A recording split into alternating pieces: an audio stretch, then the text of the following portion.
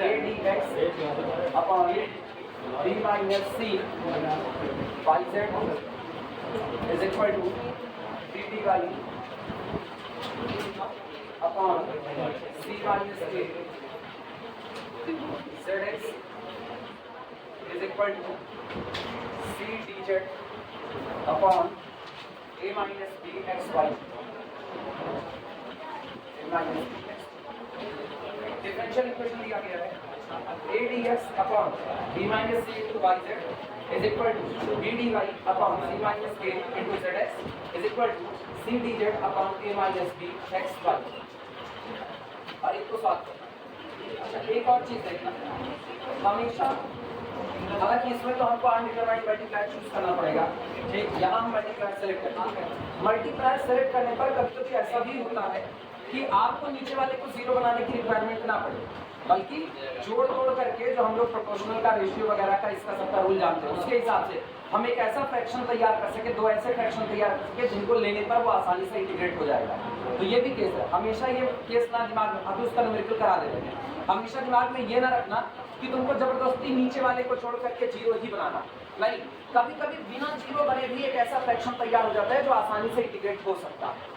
तो उधर भी दिमाग रखें, इसीलिए करें, इसमें कोई रूल नहीं है, इसमें केवल एक रूल है बस, आपको मल्टीप्लायर को चुन करके इनको आपस में किसी तरीके से जोड़ घटाव करके एक ऐसा फ्रैक्शन तैयार करना है कि आप उसको किसी और फ्रैक्शन के साथ लो तो आपको आसानी से इंटीग्रेट हो करके कोई एक फंक्शन मिल जाए। जो एक फंक्शन मिलेगा वो कंप्लीट सोल्यूशन का एक हिस्सा देगा, फिर अगला काम इसी तरीके से करो तो दूसरा मिलेगा, कंप्लीट का दूसरा हिस्सा देगा, दोनों साइड बाई साइड रख दो, वो आपका क्या बन जाएगा, कंप्लीट सोल्यूशन को रिप्रेजेंट कर देगा, मतलब वो आपका जनरल सोल्यूशन बना देगा। अभी हम सब करवा रहे हैं, लेकिन इसमें मल्टीप्लायर सेलेक्ट करना है जिसमें जीरो आता है। और ये याद रखना, सब कुछ केवल और केवल प्रैक्टिस पर डिपेंड है, बात खत्म हो जाएगा, सारी चीजें प्रैक्टिस पर। तुम अगर न्यूमेरिकल लगाए रहोगे तभी तुमको पता है कि यहाँ पर जीरो बनाने से काम चलेगा या विदाउट जीरो बनाने से कोई फैक्टर बनाने से काम चलेगा। इसीलिए जितना हो सके उतनी प्रैक्टिस करो। हम पहले बता रहे हैं, हम नहीं, दुनिया का कोई टीचर इस बात को पहले नहीं बता सकता है कि यहाँ जीरो बनाने से काम चलेगा या फिर फ्रैक्शन तैयार करने से काम चलेगा, कोई नहीं बता सकता। ये केवल और केवल प्रैक्टिस के ऊपर। अगर जीरो बनते हुए मल्टीप्लायर मिलते हैं तो सेलेक्ट कर दो, और अगर तुमको लगता है कि जोड़ तोड़ करके एक ऐसा फैक्टर तैयार हो जाएगा जो जीरो तो नहीं बना लेकिन इंटीग्रेट आसानी से होगा तो उसको बना डालो। इसीलिए यहाँ पर कोई रूल नहीं है, यहाँ पर केवल दिमाग का खेल है और दिमाग से ज्यादा प्रैक्टिस का खेल है। जितना तुम्हारी किताब में दिया गया है सब उठा करके लगा डालो एग्जाम में, उससे बाहर का तो नहीं आने वाला। ये कोई कंपटीशन का एग्जाम है नहीं, यूनिवर्सिटी लेवल के एग्जाम पर एक फायदा तो यही है कि जो किताब आपके पास है उसी किताब में से उनको सवाल बनाए, वैसे ही बनाए। कंपटीशन होता है ना तो सवाल अपने आप से डिजाइन करके दिए जाते हैं, और सेल्फ डिजाइन न्यूमेरिकल जो होते हैं उनके आंसर आपको तुरंत आ जाए, ये कोई कन्फर्म नहीं।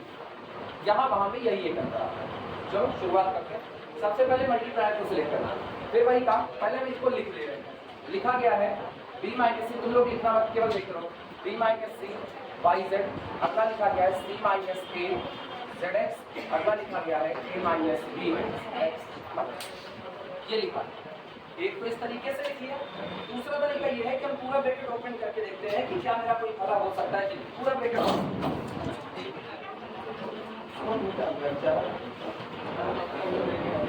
नहीं, इसमें दिक्कत मेरे पैर की है, इधर कुछ भाषा रहता है। अब इसको ओपन करके रखिए, b y z minus c y z plus c z x minus a z x plus a x y minus b x as it is. ठीक, सबसे पहले देखो क्या ये ऐसे ही कट जा रहा है, ऐसे बी वाई जेड यहाँ पर है प्लस के साथ, कहीं और है बी वाई जेड कहीं नहीं, ये सी वाई जेड, ठीक है। तो ये बगल बगल कट हो सकता था लेकिन ये बी है ये सी है, नहीं कटेगा। ऐसा कोई और फैक्टर नहीं शामिल है। तो हम एक चीज देखते हैं, y z z x x y सब जगह पर दो का पेयर, इसी तरीके से दिमाग चलो। अगर ये लोग एक्स वाई जेड बन जाए तो मेरा काम शायद हो सकता है एक्स वाई जेड। तो गौर करो, यहाँ पर एक्स का मल्टीप्लाई कर दिया, एक्स वाई जेड मिला कि नहीं, कुछ दिमाग ना लो, बस खाली देखो जोड़ तोड़ किया कैसे जाता है।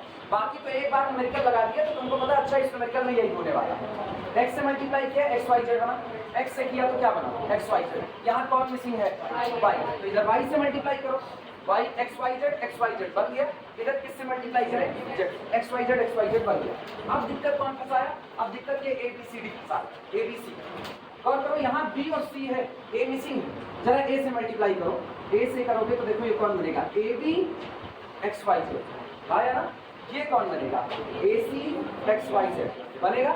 इनमें करो किससे, BY से, Y से कर चुके थे, B से करते हैं, तो ये होगा प्लस B और Y BC x y z आया ना।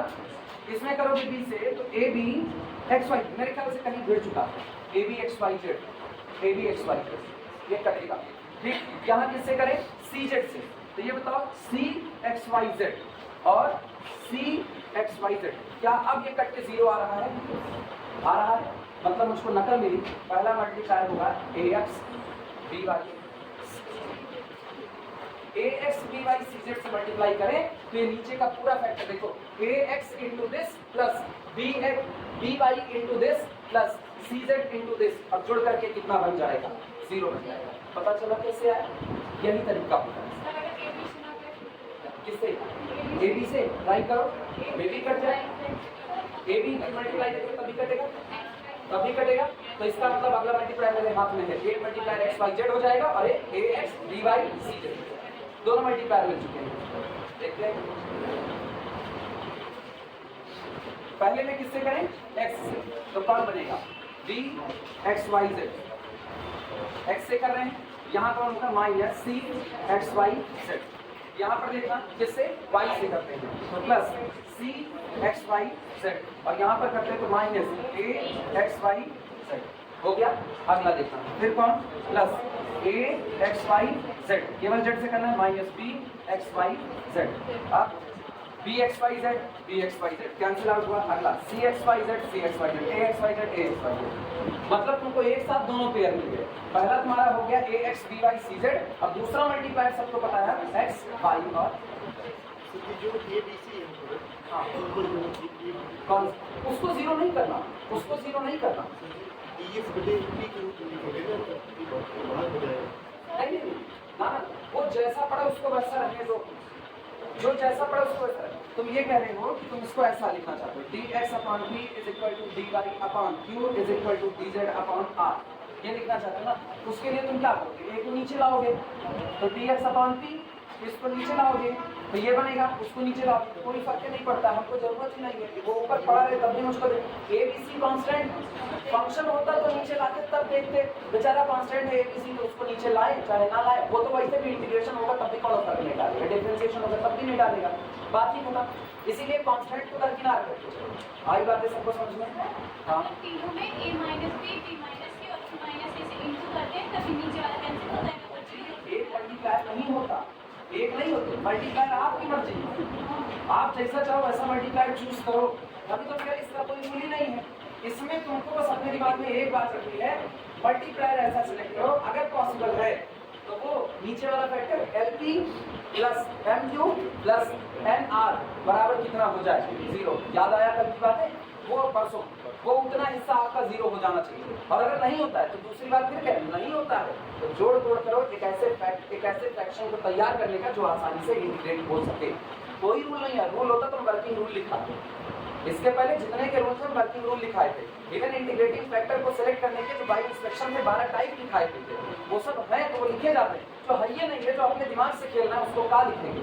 तो इसीलिए यहाँ पर एक ही रूल है, select LMN such that LP plus MQ plus NR is equal to कितना बन जाए, 0। अब सोचो दूसरे हिस्से का कोई नहीं लिखा है क्योंकि दूसरा हिस्सा फिर वही है, और select in such a way that we get a fraction which may be integrate as easily as possible, जो जितना आसानी से हो सके उतना आसानी से क्या हो जाए, इंटीग्रेट हो जाए। अब उसके न्यूमेरिकल करा रहे हैं वो तब समझ में आएगा, पहले तो ये समझो 0 वाला पता चला कैसे का मल्टीप्लायर आपके ऊपर है, आप कैसे चूज करते हो, बस दिमाग में आपकी ये चाहिए जब ये टाइप है तो आपको क्या बनाना है, 0 बनाना है। चलिए शुरुआत किया जाए। अब अपने दिमाग में रखना कौन कौन सा मल्टीप्लायर हम लोग लिए, पहला AX BY CZ और फिर क्या लिए X Y और Z, यानी दोनों मल्टीप्लायर में एक फर्क है, जो आपका जनरल मल्टीप्लायर था AX BY CZ वहां आपने ABC बराबर क्या मान लिया, 15 और बन गया। चलो शुरुआत, हम बार बार बता रहे हैं मेरे मल्टीप्लायर पर दिमाग मत ले जाओ, ठीक है। जिसका जमा दिमाग लगता है वो अपने हिसाब से मल्टीप्लायर सेलेक्ट करो। एक मिलेगी ये कोई जरूरी थोड़े, कई मिल सकते हैं, और सेलेक्ट करो और भी मिल सकते हैं। लेना आपको बस 2 ही बात है। चलो शुरुआत करते हैं। लिखो select ax by cz solution. Select ax by cz as multipliers।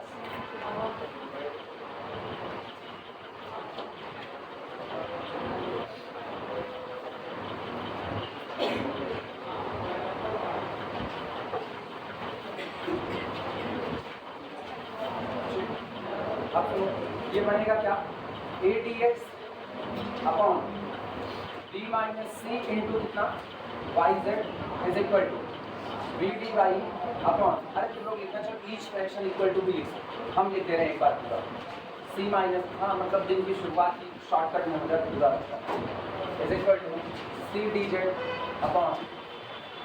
वैसे भी व्यापारी लोग जो पहली बार सुबह सुबह शॉप पर आते हैं तो क्या करते हैं, पहले अगर नोटिस को लाते हैं गल्ला वल्ला खोल करके सब उसको सबको पैर छूते एक बार सब दिन भर थोड़ी पैर छूते हैं। पहली बोहनी जो होती है उसको लोग क्या करते हैं, उसके बाद गले में रखते हैं, उसके बाद दिन भर अगर यही करते रहेंगे पीछे ग्राहक की लाइन लगे वो गले खाते पैर छूते हैं।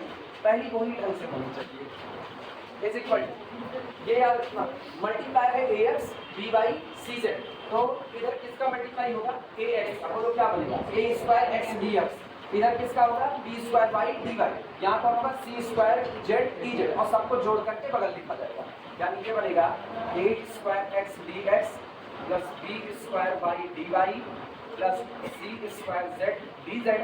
और मेरे ख्याल से सबको पता है कि नीचे जोड़ क्या बैठने वाला, नीचे जोड़ कितना बैठेगा 0। ठीक, अगर जिनको दिक्कत लगे तो ऐसे लिखिए, जिनको दिक्कत लगे तो ऐसे लिखिए a x into b minus c y z plus अगला कौन था b y into c minus a z x plus c z into a minus b x y, that is अर्थात ईच, अब लिखो इस बात each fraction is equal to, ये जितने भी फ्रैक्शन थे ये सारे बराबर बन चुके हैं किसके, a square x d x plus b square y d y plus c square z d z और होल डिवाइडेड बाई कितना मिल गया। अब अगर इस फ्रैक्शन को किसी के भी साथ लिया जाए तो दिस क्वांटिटी इक्वल टू 0 मिलेगा कि नहीं मिलेगा, यानी this implies that a square x d x plus b square y d y plus c square z d z is equal to 0। मेरे ख्याल से सब लोग जानते हो अगला काम क्या होने वाला है, इंटीग्रेटिंग इट, अब वो बहुत आसान है। इंटीग्रेटिंग इट, पूरे को इंटीग्रेट करने पर कितना मिलेगा a square x square upon 2 plus b square y square upon 2 plus c square z square upon 2 is equal to, constant का फैक्टर ऐड करना है तो c1 स्क्वायर अपॉन, तुम्हारी मर्जी तुम c1 कर सकते हो कोई दिक्कत नहीं, कांस्टेंट तो कांस्टेंट, वो हम दिखने में अच्छा लगे इसलिए ऐसा कुछ कर दिए, बाकी c1 ही ऐड किया, क्या करें c1 ऐड करें, ठीक है वो दिखने में अच्छा लग रहा है, सब स्क्वायर स्क्वायर पढ़ के भी अच्छा लगेगा। तो फाइनली मेरे पास जो इक्वेशन आया हुआ है दैट इज अर्थात a square x square plus b square y square plus c square z square is equal to c1 square, equation number 1।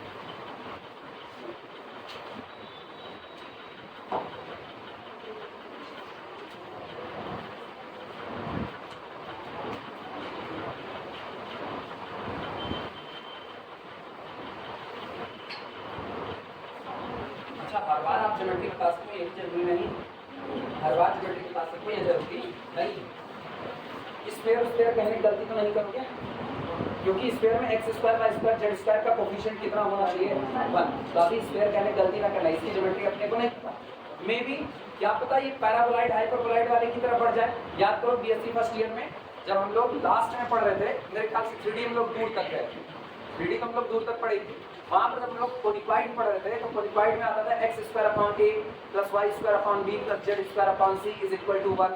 फिर उसी में 2 शीट तक नहीं, 2 शीट तक नहीं पहुंचे, वहां पहुंचते तो बीच में माइनस माइनस वाले भी आने लगे।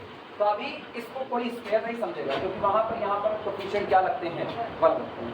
ये गलती ना करना।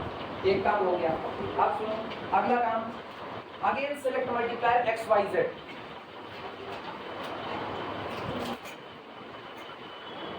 Again select multipliers x y z. Again select multipliers x y z. फिर से मल्टीप्लाई लेते हैं एक्स वाई और जेड। ये पीछे वाले लोग ये लिख रहे हो कि हो गया, किसी का बाकी है? हाँ लिख लो तब चले, लिख लो वो बाकी हो गया, तो साथ वालों जाने नहीं देंगे।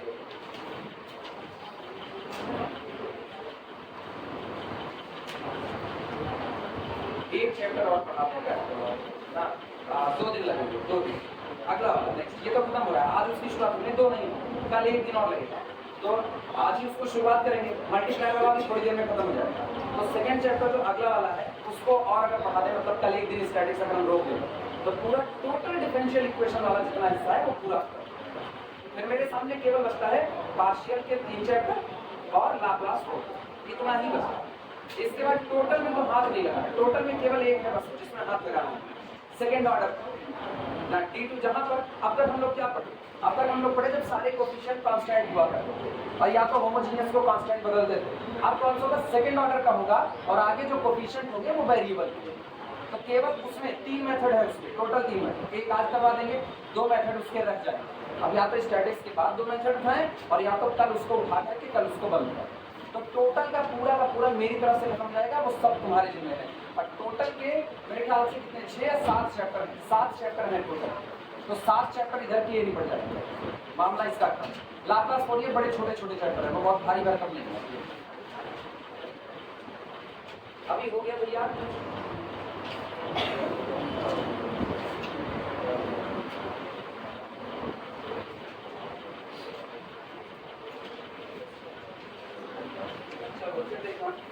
अब बात सुनो। एक तो मल्टीप्लायर आपने चुन लिया था, अब आप क्या ले रहे हो, एक्स वाई और जेड। और जब एक्स वाई जेड ले रहे हैं तब हम ईच फ्रैक्शन इक्वल टू, आपके सीधे ईच फ्रैक्शन इक्वल टू, हर एक फ्रैक्शन क्या बन जाएगा, x d x plus y d y plus z d z और अपॉन फिर से कितना, नहीं अच्छा सॉरी, हाँ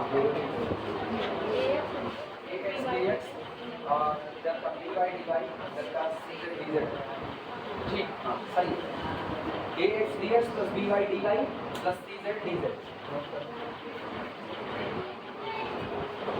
और अगर ऐसा हुआ तो फिर से आपको कौन सा इक्वेशन मिलेगा, this implies that a x d x plus b y d y plus c z d z is equal to कितना हो गया, 0।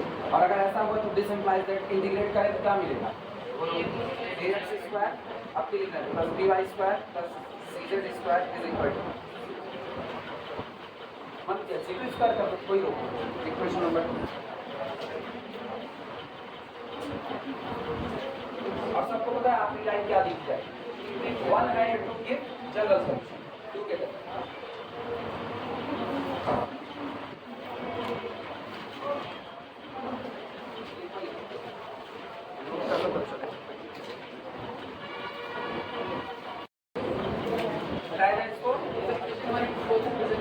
कौन सा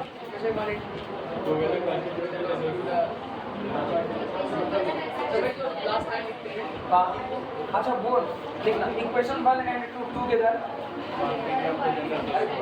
equation 1 and 2 together give required solution, 1 and 2 together give required solution। अरे हो गया, general solution required हमारे को करेंगे, चूहिया ऐसे नहीं कहते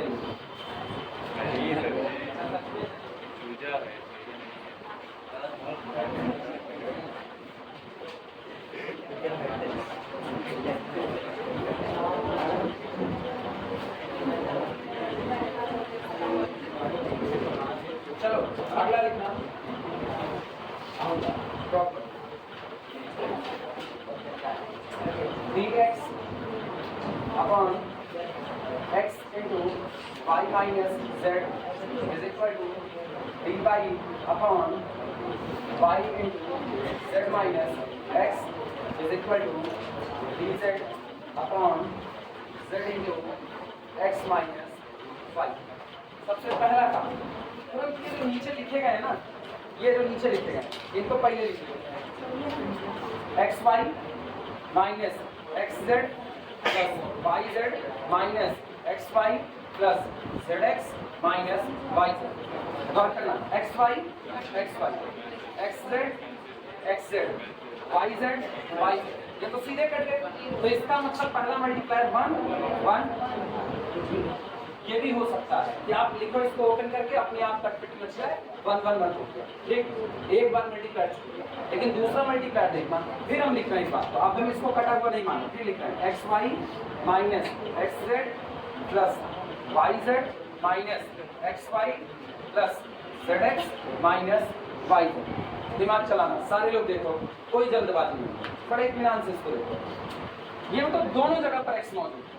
अगर नदारत मान दिया जाए, अगर ये गायब मान तो केवल लिखा गया होगा y माइनस जेड, और इसका मतलब यहाँ पर देखना जस्ट अपोजिट, यहाँ z और y दोनों अपोजिट साइन के साथ नजर आ रहे हैं। बस इसमें किसका डिवाइड लगा दो, नहीं सॉरी उल्टा हो गया, वाई जेड मिला ना, वाई जेड में जेड यहाँ नेगेटिव है, यहाँ पॉजिटिव मिलेगा। अगर हम यहाँ जेड से डिवाइड लगा दें तो इतने हिस्से में डिवाइड लगा दो 1/z का, तो बोलो ये हिस्सा क्या बनेगा, x माइनस वाई। सही, आप गौर करना, यहाँ से प्लस वाई और यहाँ से माइनस वाई मेरा मिल रहा है। अगला इतने हिस्से करो, क्योंकि आप दोनों जगह पर वाई कॉमन है, 1/y का डिवाइड लगा दो तो यहाँ से क्या बनेगा, z माइनस वाई एक्स।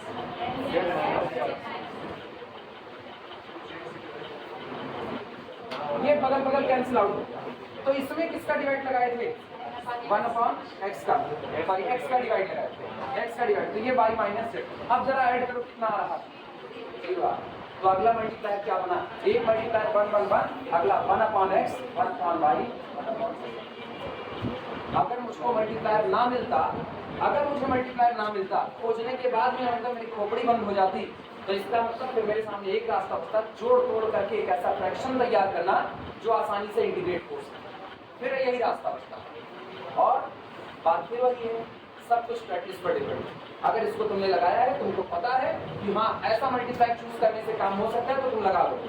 और अगर नहीं लगाया है कभी भी, तो बिल्कुल पहली बार जब तुमको नजर आएगा तो तुमको दोनों बातें सोचनी पड़ेगी, दोनों, क्या जीरो हो सकता है कि नहीं, और क्या अगर जीरो नहीं हो सकता तो ऐसा फ्रैक्शन हम तैयार कर सकते हैं या नहीं तैयार, दोनों बात क्लियर है। मल्टीप्लायर याद आया कौन कौन सा होगा, पहली बार चुनेंगे 1 1 1, अगली बार 1/x 1/y 1/z। 2 2 2 नहीं, वो जस्ट पहले वाले का कांस्टेंट फैक्टर का मल्टीप्लाई हो जाएगा, वो तो फिर वही सॉल्यूशन देगा जो आप निकाल के बैठे हो, सॉल्यूशन अलग रहेगा। हाँ वो निश्चित तौर पे अलग रहेगा। अगर आपको यही रहा, सोचो इस हिसाब से ना 1 1 1 किया, 2 2 2 लगा देंगे, 3 3 3 लगा देंगे, वो तो वही जनरेट कर रहा है, बार बार जनरेट कर रहा है। इसीलिए इस बात का भी ख्याल रखना है, कोई ये ना चला के दिखाए कि ऊपर का लिखना जस्ट उसी का मल्टीपल कांस्टेंट मिलेगा, ऐसा नहीं possible.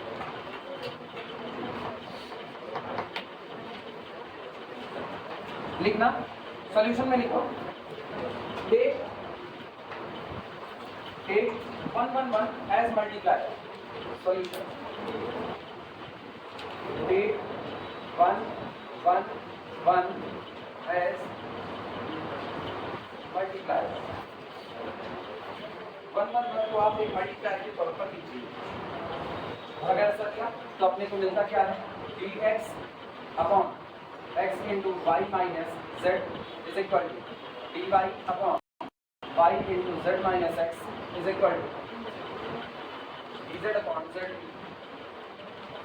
x minus y is equal to 1 1 1 लिया है ना, तो देखो ऊपर 1 dx plus 1 dy plus 1 dz, मतलब dx plus dy plus dz upon नीचे वाला 1 1 1 लिया, तो ये हो जाएगा x into y minus z plus y into z minus x plus z into x minus y, that is अर्थात each fraction each fraction is equal to dx plus dy plus dz upon 0 and this implies that ये आपको देता है dx plus dy plus dz is equal to 0. अगला काम integrating it अब जैसे integrate करोगे मुझको पता है x plus y plus z is equal to c1. अगला इक्वेशन हाँ इसकी ज्योमेट्री में कह सकते हैं ये प्लेन है इसकी दूसरे वाले में कह पाएंगे इसकी कोई गारंटी नहीं.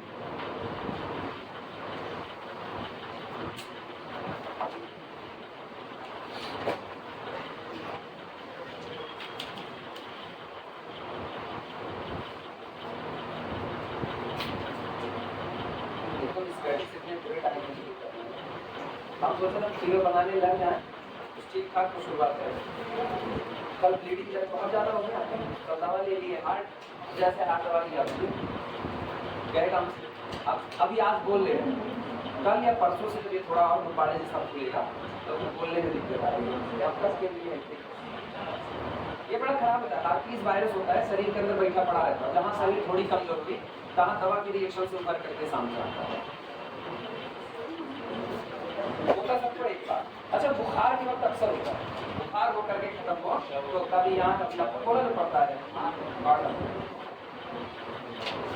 चले अगला मल्टी प्रैक्टिस करें. अगेन यूजिंग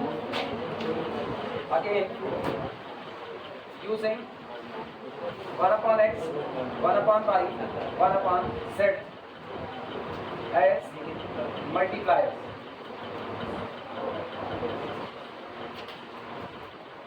अब किसी देखते हैं each fraction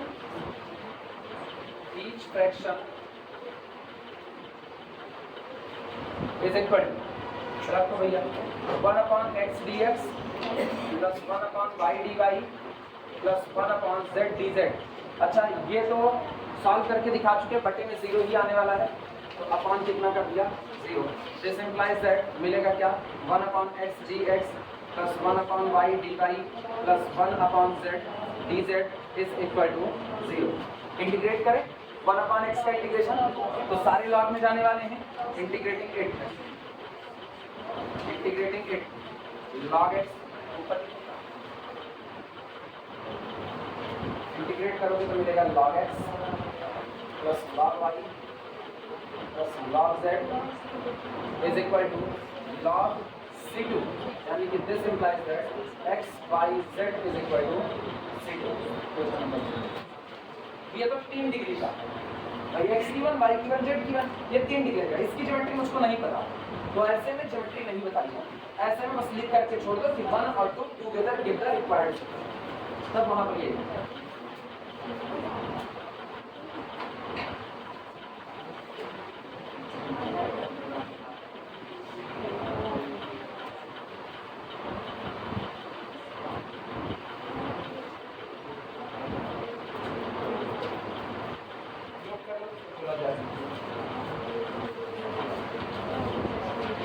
लिखने के तरीके दोनों हैं. 1 and 2 together constitute the general solution. 1 and 2 together give the required solution. या our general solution consists equation 1 and 2. अलग अलग तरीके से चाहे जो भी हो किताबें अलग अलग वर्डिंग लिखा था. ठीक तुम जो है एक आसान लगे तुमको 1 and 2 required give the required solution यही लिख करके पास कर दो.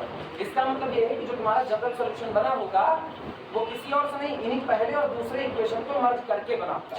जनरल सॉल्यूशन कौन अच्छे मतलब जनरल सॉल्यूशन का मतलब क्या जो आपको डिफरेंशियल इक्वेशन दिया गया है वो किस फैमिली का डिफरेंशियल इक्वेशन है. वही फैमिली आपका जनरल सॉल्यूशन है.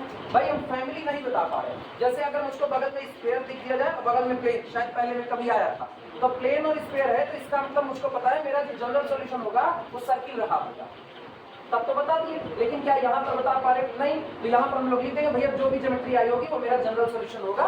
तो सोचो वो कितने लोगों की वजह से बना 2 लोगों की पहले और दूसरे की वजह से. इसीलिए हम लोग ये लाइन लिख देते हैं equation 1 and 2 give the required solution. यही लाइन आखिरी में फिर से लिखो लिख लीजिए 1 and 2 give the required solution या 1 and 2 consist in the required solution. क्या मर्जी अब दिखाने चल रहे तो मल्टीप्लायर काम नहीं करता मतलब नहीं मिलेगा तो उस दौरान जोड़ तोड़ का रास्ता. या और करने मल्टीप्लाई नहीं, मेरा टेस्ट लेना बनता है ना मल्टीप्लाई, तुम लोग सेलेक्ट कर पाओगे मल्टीप्लाई नहीं कर पाओगे, ठीक है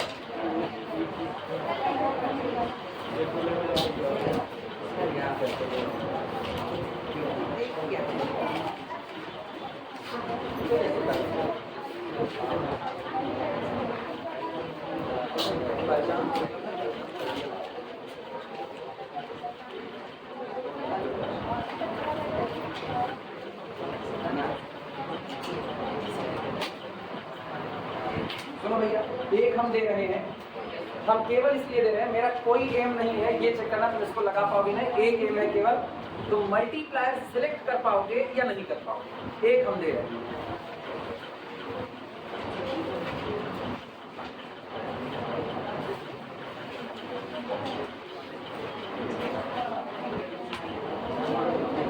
और सुनो, और घबराने की बात नहीं है, घबराने की कोई बात नहीं, आपस में सलाह मशवरा करो, मल्टीप्लायर निकालो, ठीक है, और उसके बाद कोई बोलेगा नहीं कितना आया, हम जिससे पूछेंगे वो बताए क्या उसको मल्टीप्लायर आया या नहीं आया। सलाह मशवरा करने की छूट है, जोड़ तोड़ आपस में कर सकते हो, टाइम हम देंगे। मेन बात ये है ना, ये सिलेक्ट करना क्या सचमुच तुम्हारा दिमाग मल्टीप्लायर की तरफ स्ट्राइक कर पाएगा या नहीं कर पाएगा, वो प्रैक्टिस के ऊपर है। अच्छा, हम अब मेरे सामने एक है, या तो हम एक्सरसाइज में जितने सब करा डालें तो उसका मतलब तो खाली एक हो गया कि हम तुमको अपाहिज बना रहे हैं, बात तो फिर सीधी सी बात। जब हम ही सब करा देंगे तो इसका मतलब ये हुआ कि सारे एक तरफ से बोले, मेरी तरफ से वैरायटी दी जाएगी, तुम्हारी तरफ से प्रैक्टिस की जाएगी, इतने का अंतर होता है। स्टैटिक्स में देखो वैरायटी ले लेते, स्टैटिक्स में हम कराते हैं मैक्सिमम, क्योंकि हमको पता है उधर वाले में तो दिमाग तब चलेगा ना जब हम तुमको मैक्सिमम कराएंगे, तो तुम्हारे जिम्मे क्या छोड़ते हैं, तुम्हारे जिम्मे एग्जाम्पल छोड़ देते हैं कि जो एग्जाम्पल लगे हुए हैं उनको तुम खुद से लगाने की कोशिश करो, नहीं होते तुमसे तो एग्जाम्पल लगा पड़ा तब उसमें से देखो, नकल बाद में की जाती है, पहले खुद से कोशिश की जाती है, यही इतनी बात कोशिश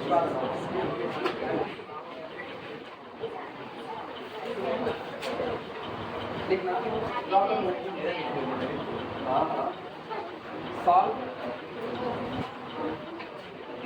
dx upon x y square minus z square is equal to dy upon minus y into z square plus x square is equal to dz upon z into x square plus y square लगाओ। और पहले इत्मीनान से सब लोग आपस में एक दूसरे से सलाह मशवरा करके मल्टीप्लायर ले लो, फिर जिससे पूछेंगे वो बताएगा मल्टीप्लायर आया कितना। नहीं रुक जाओ, अभी पहले देख करके रखते हो, पूछते हैं। dx upon x into y square minus z square is equal to dy upon minus y z square plus x square is equal to dz upon z into x square plus y square.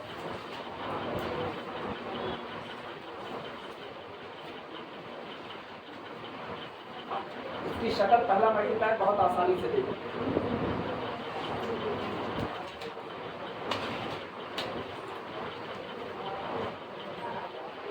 एक minute multiplier, पहला multiplier choose करने के लिए 1 minute, हालांकि वो ज्यादा देना मुझको पहले मल्टीप्लायर पे 30 सेकंड।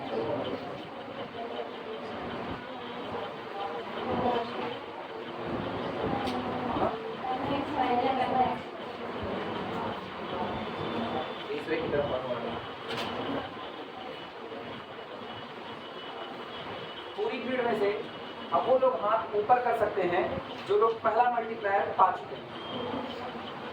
एक भीड़ अभी कम है, अभी इसको और बता 2 मिनट और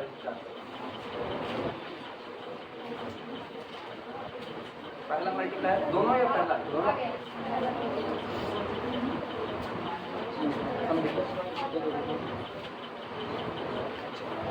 पहला ये था, दूसरा बन गया ना पूरा सॉल्व कर डालो, फिर मिल गया तो सॉल्व कर डालो।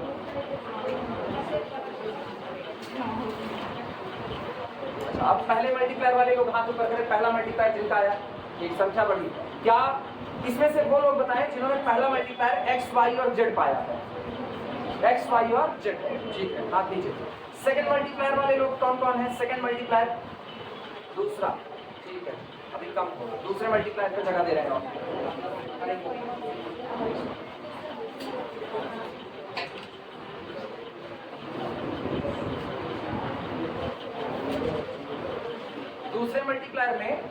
अब सुनो, यहाँ पर राय बढ़ सकती है। हम जो कह रहे हैं वो बताओ तुम में से कौन कौन लोग कौन कौन सा मल्टीप्लायर पाएंगे। पहले मल्टीप्लायर में एक्स वाई और जेड आए होंगे, इस पर तो सारे लोग सहमत हो। पहला मतलब तुम्हारे और दूसरा हो सकता है। ऐसी भी रीड हो सकती है जिसने मल्टीप्लायर ये दिया हो -1/x 1/y और 1/z, और ये भी रीड हो सकती है जिसने 1/x -1/y और -1/z दिया। ठीक है, हाँ सही है। चाहिए चाहिए चाहिए। अब इनको ले सकते हो, इनको और इनको ले सकते हो, काम तुम्हारा हो जाएगा। मल्टीप्लायर मिल गए, क्या आप सॉल्व कर सकते हो कि नहीं कर सकते? तो क्या इसे हमें लगाना पड़ेगा? नहीं, तो मल्टीप्लायर लिख लो ना। फर्स्ट मल्टीप्लायर, जिन लोगों को मल्टीप्लायर नहीं मिला है वो लोग मल्टीप्लायर लिख लें। लगाने का तरीका एज प्रीवियस है, इंटीग्रेट भी तो करना है, फ्रैक्शन बना। First multiplier x y z, और सेकंड में आप ले लेना second multiplier -1/x 1/y 1/z, और अथवा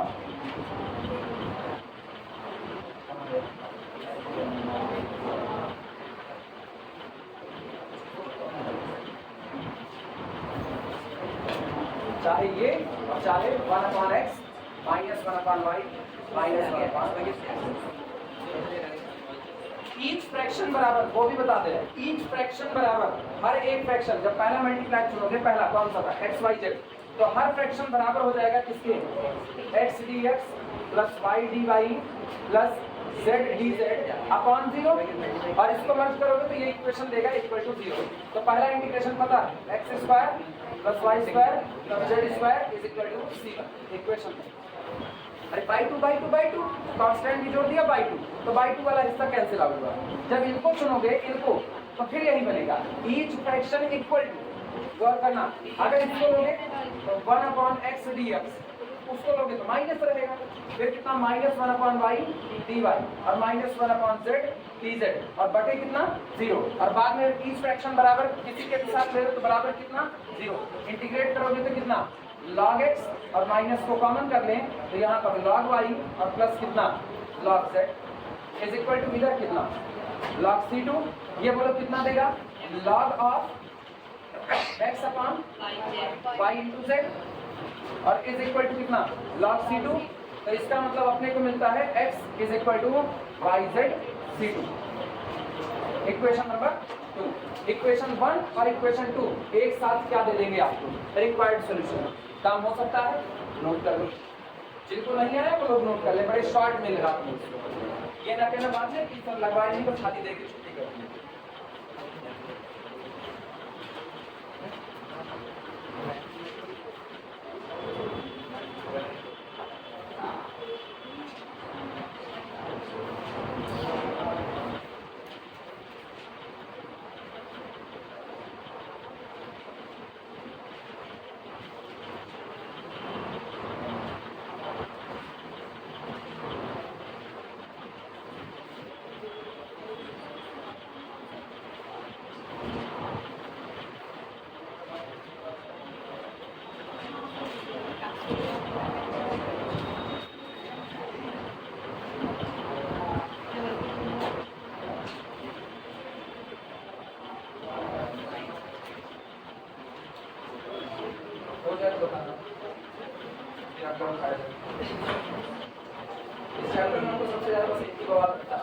लड़के प्रैक्टिस किए हुए तो लगा लेते हैं, अदरवाइज इसमें वो परेशान है। हाँ बदल जाएगा, बस खाली वो होता क्या है ना, जो आपको फैमिली मिल रही है उस फैमिली को लिखने के तरीके अलग हैं। जैसे हम चाहें तो हम स्क्वायर की फैमिली को स्टैंडर्ड फॉर्म में कन्वर्ट कर लें, और चाहें तो विदाउट स्टैंडर्ड फॉर्म भी लिख सकते हैं, रिप्रेजेंट वही की फैमिली करते हैं। फॉर एग्जाम्पल जैसे अगर कोई ये लिखे एक्स स्क्वायर अपॉन, मान लो फैमिली एक लाइन है, मान हम लोग लाइन का इक्वेशन लिखना जानते हैं 3 फॉर्म। पहला कौन सा, इंटरसेप्ट फॉर्म, एक होता है ग्रेडियंट फॉर्म, एक होता है वो normal form, cos alpha sin alpha p करके परपेंडिकुलर की, तो x upon a plus y upon b is equal to, चाहे तो ये लिखो और चाहे किसी नंबर का मल्टीप्लाई कर दो, किसका a b का मल्टीप्लाई कर दो, तो a b का। अब अगर किसी ने स्टैंडर्ड लिखा तो इसको ये फैमिली नजर आएगी, नॉन स्टैंडर्ड लिखेगा तो उसको फैमिली क्या नजर आएगी, bx plus ay is equal to ab नजर आएगी। अलग अलग, लेकिन डिफरेंशियल इक्वेशन जिस परिवार का था सॉल्यूशन में वही परिवार ही बना होगा, कोई दूसरा नहीं बना होगा। तुमको दिखने में ऐसा लग रहा है कि दोनों अलग अलग नजर आ रहे हैं, वास्तविकता में उनमें से कोई एक स्टैंडर्ड हो सकता है, कोई एक नॉन स्टैंडर्ड, या दोनों ही नॉन स्टैंडर्ड है और किसी एक स्टैंडर्ड फॉर्म में कन्वर्ट किए जा सकते हैं, ये पॉसिबिलिटी हमेशा रहेगी। हाँ, दिखने में सोल्यूशन अलग अलग भले रहेंगे, वो सेम एक ही परिवार है। हमारी बात तो इससे कंफ्यूज मत होना कि तुम्हारा कुछ निकला, तुमको आंसर में थोड़ा कुछ और निकल रहा है। आमतौर पर ऐसा होता कम है क्योंकि लोग ऐसा ही सॉल्व करते हैं, मल्टीप्लायर ऐसा ही सिलेक्ट मिलता है। कौन सा? C2 is equal to x upon y। हाँ ये भी है, हाँ ये है। अब सुनो, अब लिखने का तरीका सुनो, एक और तरीका सुनो। आंसर लिखने का एक तरीका तुमको किताब में दिख सकता है अक्सर, अभी मुझको बता दो। जैसे यहाँ पर लिखा गया है, गौर करो पहला इक्वेशन क्या आया, x² + y² + z² is equal to C1, पहला ये आया। अगर दूसरे की तरफ निगाह डाले तो दूसरा आया है x upon yz is equal to कितना, C2। अब कभी कभी ऐसा होता है, आंसर ऐसा दिखाता है कि आंसर पहले और दूसरे दोनों को आप अंदर में ही रखेगा, तो वो लिख देते हैं phi function of C1, C2 this gives our the required solution. लेकिन पता है तब ये लिखा नहीं मिलेगा, phi function of C1, C2, ये ऐसा लिखा मिलेगा। फाई फंक्शन ऑफ C1 की वैल्यू पता है कितनी, x² + y² + z², C2 की पता है कितनी, x अपॉन yz, और इज इक्वल टू क्या लिख दिया सामने वाले ने, ये देता है। सब लड़के कंफ्यूज हो जाते हैं कि ये कहाँ से आया, नहीं कहीं से नहीं आया, एलिमिनेशन है बस खाली। इन्होंने क्या किया, दोनों को मर्ज करके स्टैंडर्ड फैमिली क्या रही होगी पता नहीं, तो उसको ऐसा लिख दिया phi function of x² + y² + z², x upon yz is equal to 0, ऐसा लिख दिया। आई बात समझ में? तो ये अलग अलग तरीके से दिख सकता है, इसीलिए कहते हैं कोचिंग की नोट से कहीं ज्यादा भरोसा किताब देखने में। किताब में सब लिखा मिलेगा, अपना क्या, अपना लिमिटेड हाथ है, लिमिटेड हाथ, दिमाग में आया लिखवा दिए, नहीं आया तो नहीं लिखवाए, ऐसा। वो तो अभी हमको सडनली याद आ गया इस चर्चा पे, तो ये भी बता दिए। अदरवाइज अभी न्यूमेरिकल की वैरायटी में आगे बढ़ते तो शायद आगे चल करके याद आता तो लिखाते, नहीं इतना लिखा। तो इसलिए कंफ्यूज मत होना, लिखने के तरीके बहुत हैं अपने पास, अलग अलग तरीके, ऐसा भी लिख करके छोड़ दोगे तब भी गलत नहीं है, और किताब में ऐसा हो सकता है। हाँ, अगर आपको सही याद है, MD राय ऐसे कई न्यूमेरिकल दिए हैं, और SJ पब्लिकेशंस ने भी ऐसा लिख करके दिया हुआ है, और पता नहीं क्या उनको याद नहीं आया, कहीं एक तो जहाँ पर पावर 1/3 बनती है, कई बार करवाया हमने, इसलिए याद रहा है, xy z की पावर 1/3 या xy × z की पावर 1/3 बनता है, वहाँ पर ऐसा ही सोल्यूशन लिखा रहता है। और कौन सी किताबें याद नहीं आ रहा, उसमें ऐसे लिखा है इसको, phi function of u, v, ऐसा जहाँ u पहला और v दूसरा इक्वेशन है। चलो अभी देखते हैं, ये तरीके हैं लिखने के, याद रखना अपने दिमाग में, भूल भी जाएगा तो जो तरीका तुम जानते हो यही तरीका लिखेगा, आंसर गलत नहीं होगा।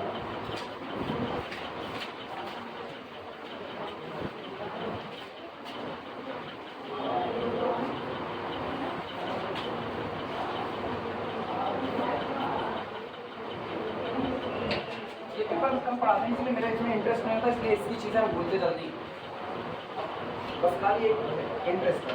और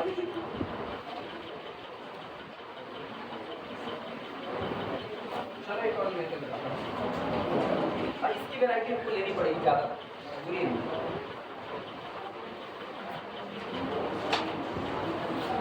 इतना अगला लेते हैं,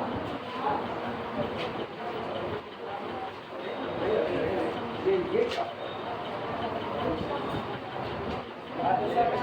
वीडियो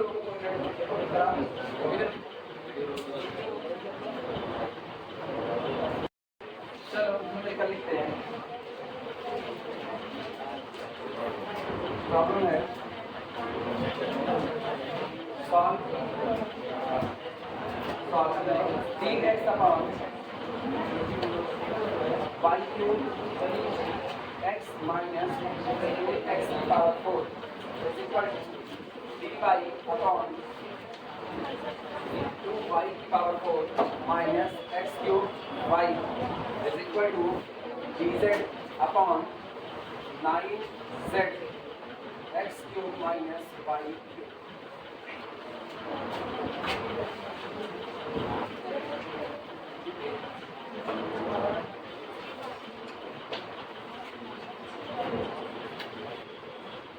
चलो शुरुआत करते हैं। भैया सबसे पहला काम है मल्टीप्लायर को सेलेक्ट करने की कोशिश करें। चलो देखते हैं मिलता है कि नहीं। वैसे तो इसकी शक्ल बड़ी डरावनी लग रही है। तो ये Y cube x minus 2x की पावर 4, फिर प्लस लगा रहे हैं 2y की पावर 4 माइनस x की पावर 3 वाई प्लस अंदर मल्टीप्लाई कर लेते हैं 9z x cube minus 9z y cube.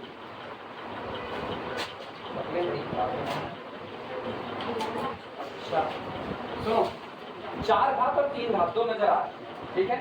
पहले 3 घात निपटाने की कोशिश करते हैं। 3 घात को एक एक काम करो। दिमाग में ऐसा कुछ चल रहा है, सुनो सुनो, दिमाग में ऐसा कुछ चल रहा है, इधर y की पावर 3 बैठा है और इसके बगल में x की पावर 4 बैठा है। अच्छा तब होता जब ये दोनों 3 घात वाले नजर आते हैं। और देखो यही गड़बड़ी यहाँ भी है। तो हम लोग एक काम करते हैं, इसमें हम डिवाइड लगाते हैं 1/x का और इसमें लगाते हैं 1/y का। और इसमें सुनो, इसमें ये तो आगे 2 है, ये आगे 2 है, ये तो बचत है। आगे कौन है? 9। इसी का डबल तो 9 होता नहीं है। तो एक तो जो पहले z से लगेगा 1/z से तो लगेगा। अच्छा पहले इतना लगा करके देखो क्या बैलेंस होगा। 1/x से लगाए तो ये कितना होगा? अरे रुको चेक कर रहे हैं यार, हमको भी नहीं पता, वास्तविकता हमको भी नहीं पता। लगेगा नहीं, बदल नहीं रास्ता पर क्या। ये होगा y क्यूब और ये कितना होगा -2x क्यूब। ये बना। इधर के हिस्से में क्या आएगा? प्लस 2y क्यूब और कितना 1/y से कर रहे हैं ना, -x क्यूब। इधर के हिस्से में किससे कर रहे हैं? z से। तो प्लस 9x क्यूब और कितना -9y क्यूब। सुनो, हाँ मिल गया। ये देखो 2 1 3 कितना हुआ 3y क्यूब। ये कितना है 9y क्यूब। अगर ये 3y क्यूब होता तो कट जाता, तो इसका मतलब 3 त्रिक का 9 आया ना। अगर ये 3 त्रिक का 9 3y क्यूब बन जाए तो 3y क्यूब उधर और -3y क्यूब इधर कैंसिल आउट होगा। लेकिन देखो क्या इसका बाकी पर असर सही सलामत है। तो ये कितना हो जाएगा, ये 3x क्यूब, ये कितना हो जाएगा 3y क्यूब। अब ये तो पता चल रहा है ये और ये cancel out, plus 3x cube और -2 और इधर हाँ बन गया मेरा पहला मल्टीप्लायर मुझको मिल चुका है 1/x 1/y 1/3। चलो पहले ही तो लिखा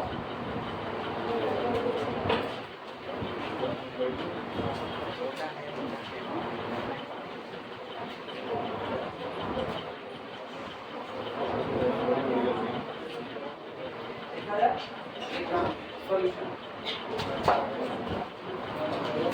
Take 1/x, 1/y and 1/dz as multiply. लिखे हम each fraction is equal to, अब तो लिख सकते हैं each fraction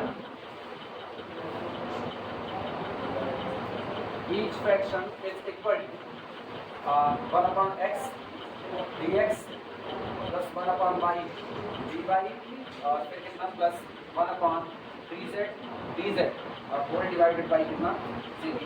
यानी कि दिस इंप्लाइज दैट अपने को मिलता है 1/x dx plus 1/y dy plus 1/3z dz is equal to 0। Integrate करोगे क्या हम सीधे ऐसा लिख सकते हैं log x plus log y और प्लस सुनो 1/3 बाहर log z। इसका मतलब log z ये वही है, मिल गया। इसी की चर्चा कर रहे हैं। ये z क्यूब मिलता है, z की पावर 1/5। अब पता है, अब मुझको याद है ये मिला ना, अब मुझको याद है इसका अगला मल्टीप्लायर मिलेगा ही। अगला मल्टीप्लायर हमको तो नहीं मिला था खोजने का, अब इसमें जोड़ तोड़ लगेगी नेक्स्ट फैक्टर।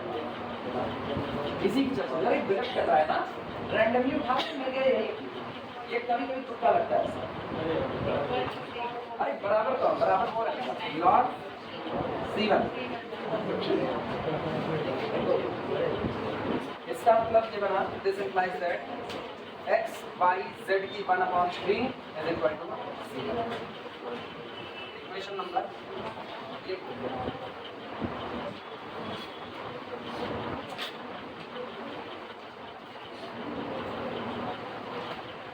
देखो यार, हमको इसका मल्टीप्लाई नहीं मिला था, तुम लोग ट्राई करो, क्या तुमको मिल सकता है? अरे कई लोग अभी तक, मेरा अकेले के दिमाग में क्या पता तुमको मिल ही जाए।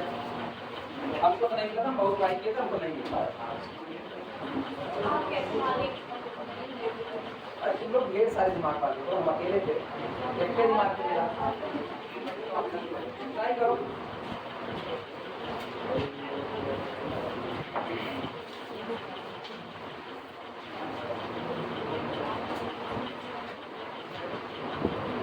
ट्राई करो अगला मल्टीप्लाई चुनने की, अगर किसी को मिल जाए तो निपटा देंगे उससे, और नहीं मिलेगा तो फिर भाई खतरनाक काम। फिर तो ये याद रखना, मल्टीप्लाई सेलेक्ट करते वक्त भी मेरे दिमाग में एक और बात रहती है, दो बातें रहती है। एक, ये नीचे वाला जीरो, दूसरा ये बताओ ऊपर वाले में तुम यहाँ पर x और y दोनों इन्वॉल्व कर दिए तो इंटीग्रेशन करने में दिक्कत होगी ना। तो अक्सर मल्टीप्लायर को चूज करते वक्त ख्याल रखा जाता है इधर x dx के साथ x का, y के साथ y का, और z के साथ z का फंक्शन इन्वॉल्व, ये सोच रखा जाता है। नहीं आएगा तो मेरे पास एक रास्ता बड़ा साफ सुथरा है, बता रहे कौन सा। इधर देखो एक रास्ता, अगर तुमको मल्टीप्लाई नहीं मिल रहा है तो मुझको इसके शुरू के दो फैक्टर ऐसे नजर आ रहे हैं जो जिसके हैं उसी के फंक्शन को रखे हैं। dx xy रखा है, dy xy रखा है, मतलब इन दोनों को एक साथ लें तो कहीं ना कहीं पर वेरिएबल से वेरिएबल की पॉसिबिलिटी बन सकती है। पॉसिबिलिटी, इनको अगर देखोगे तो ये तीन को रखा है, इसको z को भी, x को भी और y को भी, तो इसीलिए ये मेरे लिए थोड़ा टास्क मुश्किल होगा। जैसे अगर मान लो इसको ले, dz को ले किसके साथ, dx के साथ, तो देखो x y z तीनों इन्वॉल्व हो जाएंगे। अगर हम इनको ले इनके साथ तो z involve, x y involve, x y involve, तीनों इन्वॉल्व है। मेरे लिए तीन का इन्वॉल्वमेंट बेहतर होगा या दो का? दो का। तो इनमें अगर हम इन दो को लेंगे तो केवल दो का इन्वॉल्वमेंट होगा। तो इसका मतलब अगर मुझको कोई मल्टीप्लायर नहीं मिलता तो हम कहेंगे taking first and second fraction. अब हम इन दो फ्रैक्शन को लेकर के अपना काम आगे बढ़ाएंगे, फिर तो मेरे पास जोड़ तोड़ का रास्ता है। इसीलिए हम बार बार कह रहे हैं केवल प्रैक्टिस प्रैक्टिस प्रैक्टिस और कोई रूल नहीं। मल्टीप्लायर सेलेक्ट करने की कोशिश करो, अगर आ जाए तो बहुत अच्छी बात है, मुझको तो नहीं आती इसलिए ट्राई नहीं करो, मुझको नहीं आया पहले देखा, किसी का नहीं आ रहा 5 मिनट का टाइम दे दें, सर्च कर लो, 5 मिनट का टाइम दे, सर्च करो, नहीं आएगा तो हम जोड़ तोड़ सोच ले रहे हैं। सुनो, मल्टीप्लायर नहीं मिल रहे ना, परेशान ना हो, वापस आओ, देखो जोड़ तोड़ सीखो कैसे होगा। ये हटा रहे हैं। अच्छा, पहला इक्वेशन तुम लोग लिखे हुए हो, ये दिमाग में रखना, बाद में हमको बताना। अब सुनो, नकल ये कहती है, हाँ क्या हुआ, कौन सा, बोलो बोलो,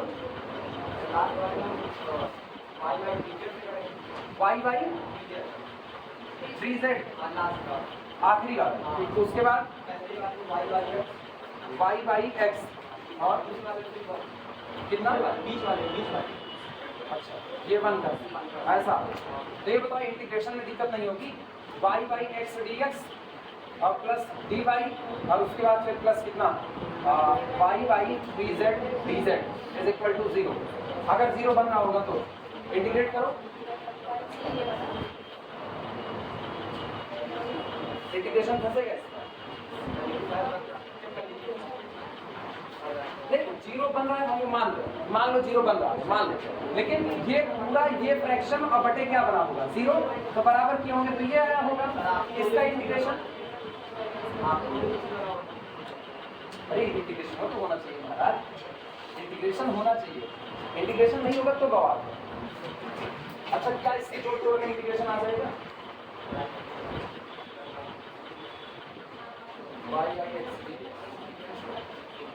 अगर हम x मल्टीप्लाई कर लें, x से मल्टीप्लाई करेंगे तो चलो इसका तो बन जाएगा y dx plus x dy, मतलब differentiation of x into y, 1/y से मल्टीप्लाई, 1/y का x से भी कर सकते हैं, y से करेंगे, y से करें, 1/y से 1/y dx plus 1/y dy, बढ़िया, वापस फिर जो का तो मिल गया, नहीं मतलब जो सॉल्यूशन था वापस आओ, सुनो, नहीं मिलेगा वो तय हो गया, नहीं मिलने वाला। जब मेरे दिमाग से नहीं आया ना, और इतने लोग बैठे इतने दिमाग से नहीं आया, तो फिर दुनिया कोई और होगा जिससे आएगा। हम लोग चलो शुरुआत करते। अब सुनो, अगली नकल ये है कि आप जोड़ तोड़ का रास्ता अपनाएंगे, यही करना है। फ्रैक्शन नहीं मिल रहा, सुनो, मल्टीप्लायर नहीं मिल रहा है तो फ्रस्ट्रेट नहीं होना, इसके पास आओ लौट करके, और इनका साफ सुथरा है, जेड को दरकिनार, टेकिंग जेड एब्सेंट, ले लिया जेड को एब्सेंट। जब जेड वाला पूरा हिस्सा एब्सेंट ले लिया तो ये दो हिस्से बचे, और इनको भी केवल इसलिए ले रहे हैं क्योंकि एक्स और वाई में एक्स और वाई ही इन्वॉल्व है, कोई दूसरा इन्वॉल्व नहीं है। लिख रहे हैं now taking first two fraction,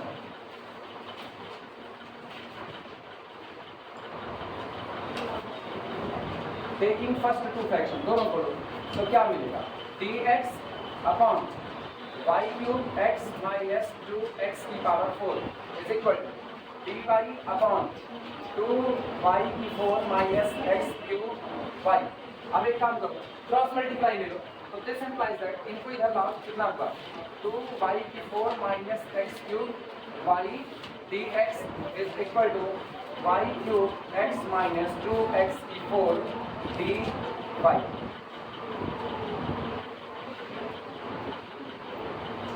अगला काम, क्या तुमको यहाँ पर x क्यूब यहाँ पर y की 4 नजर आ रहा है? अब जस्ट अपोजिट यहाँ x की 4 और y की क्यूब है, तो एक काम करो, पूरे में x क्यूब y क्यूब का डिवाइड लगा दो, डिवाइडिंग बोथ साइड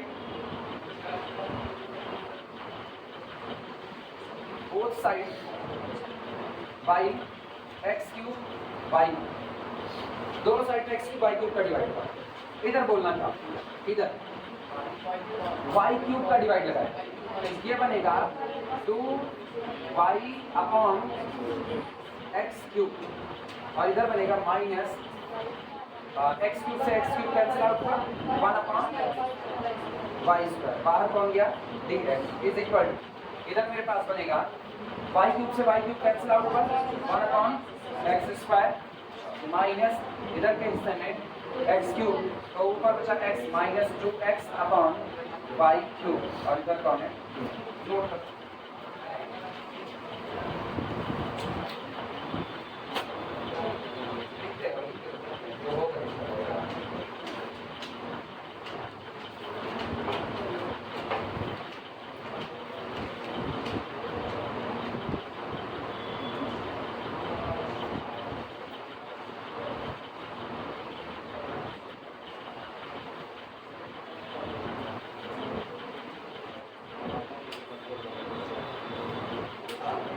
नहीं, वेरिएबल सेपरेबल नहीं होगा, उसकी शक्ल ही नहीं वेरिएबल सेपरेबल होगा ही नहीं, उस दोनों की शक्ल ही ऐसी होगी, वेरिएबल सेपरेबल नहीं होती, दिखने में भी।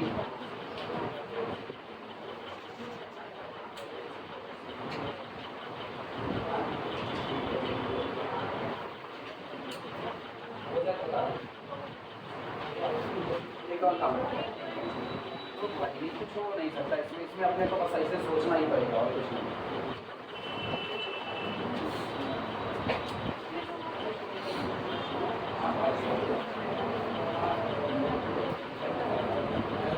एक काम करो, सुनो इधर, एक काम करते हैं,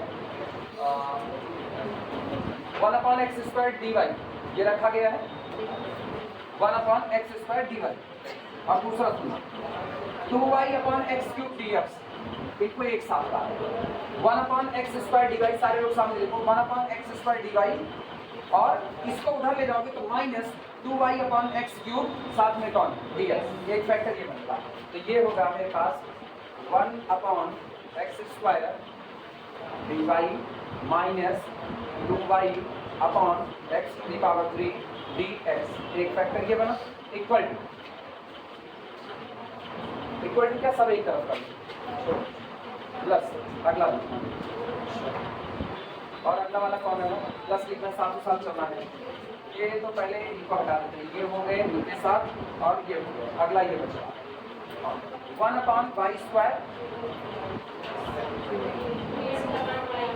इसको उधर लेकर के जाए तो ये प्लस हो जाएगा, 1 अपॉन वाई स्क्वायर और minus 2x upon y cube, देखो ऐसा ही है, ठीक है, बन गया काम।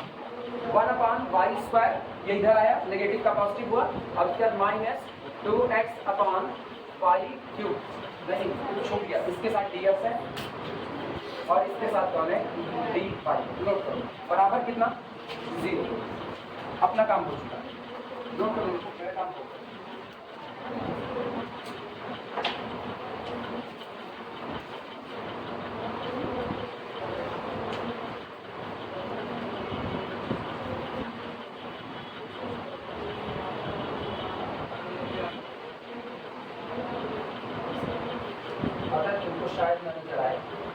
आपको नजर आ रहा है जहाँ पर आप सीधे इंटीग्रेट कर सकते हैं, वहाँ पर पहुँचेंगे। दिस इम्प्लाइज, सुनो, कोई x की पावर 5 का एलसीएम लेने की गलती नहीं करेगा, क्योंकि अगर तुम x की पावर 5 ले लोगे तो दिक्कत सुनो क्या है।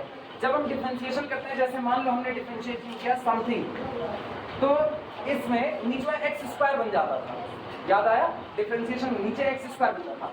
तो अगर हम पावर 4 रखें, पावर 4 एक्स की 4 रखें, तो कहीं ना कहीं एक्स स्क्वायर का होल स्क्वायर बन सकता है। अब 5 रख देंगे तो किसी की पावर 2 लगाने पर तो 5 आएगा नहीं, तो हम लोग एक काम करते हैं, यहाँ लगाते हैं एक्स टू दी पावर 4। ऐसे सुनो, कुछ लिखो मत, केवल समझो, नीचे लगाया एक्स की पावर 4, केवल एक हिंट पर कि अगर एक्स स्क्वायर होगा तो एक्स स्क्वायर का होल स्क्वायर एक्स की 4 आ सकता था डिफरेंशिएशन में। तो इसका मतलब एक्स की 4 लगा, डिफरेंशिएशन हुआ होगा, किसका होगा वो बाद में देखेंगे। चलो बोलो, x की पावर 4 लगाया तो ये कितना लिखा जा सकता है, एक्स स्क्वायर dy, आया ना। अच्छा, dy लगा मतलब y का डिफरेंशिएशन हुआ होगा ऊपर, तो y बटे एक्स स्क्वायर, नीचे वाला छूटता था, याद करो, डिफरेंशिएशन ऑफ अगर y बाई x करते थे तो पहले x छूटता था और y का क्या होता था डिफरेंशिएशन माइनस, फिर क्या होता था y छूटता था और कौन dx, और अपन नीचे वाले का क्या एक्स स्क्वायर, याद आ रहा है ये टर्म। अब इसका मतलब हम इसको लिखने चल रहे तो कहीं ना कहीं differentiation of y by x square जैसा हाल बन चुका है। तो अगला वाला देखना, माइनस कौन 2xy और साथ में कौन dx, 2x का मतलब डिफरेंशिएशन ऑफ एक्स स्क्वायर, आया ना, ये और ये एक साथ। जरा उसको भी बैलेंस करो, ऐसा ही है कि नहीं है, तो प्लस इसका बैलेंसिंग करो, बटे में क्या लगाया y की 4 कितना y square dx minus 2xy और साथ में कितना dy इक्वल टू कितना 0, और रुके रहना, कोई लिखेगा नहीं, अभी केवल देखते हो क्या तुमको ये इनको देख करके ऐसा फील नहीं आ रहा differentiation of y by x square लिखा गया है, हाँ है ना।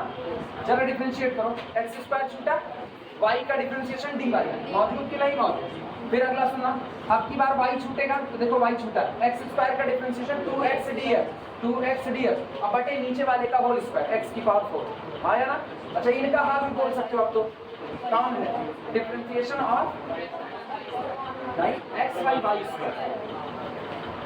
वाई स्क्वायर, जस्ट अपोजिट, और बराबर कितना हुआ, क्या सीधे इंटीग्रेट हो सकता है कि नहीं।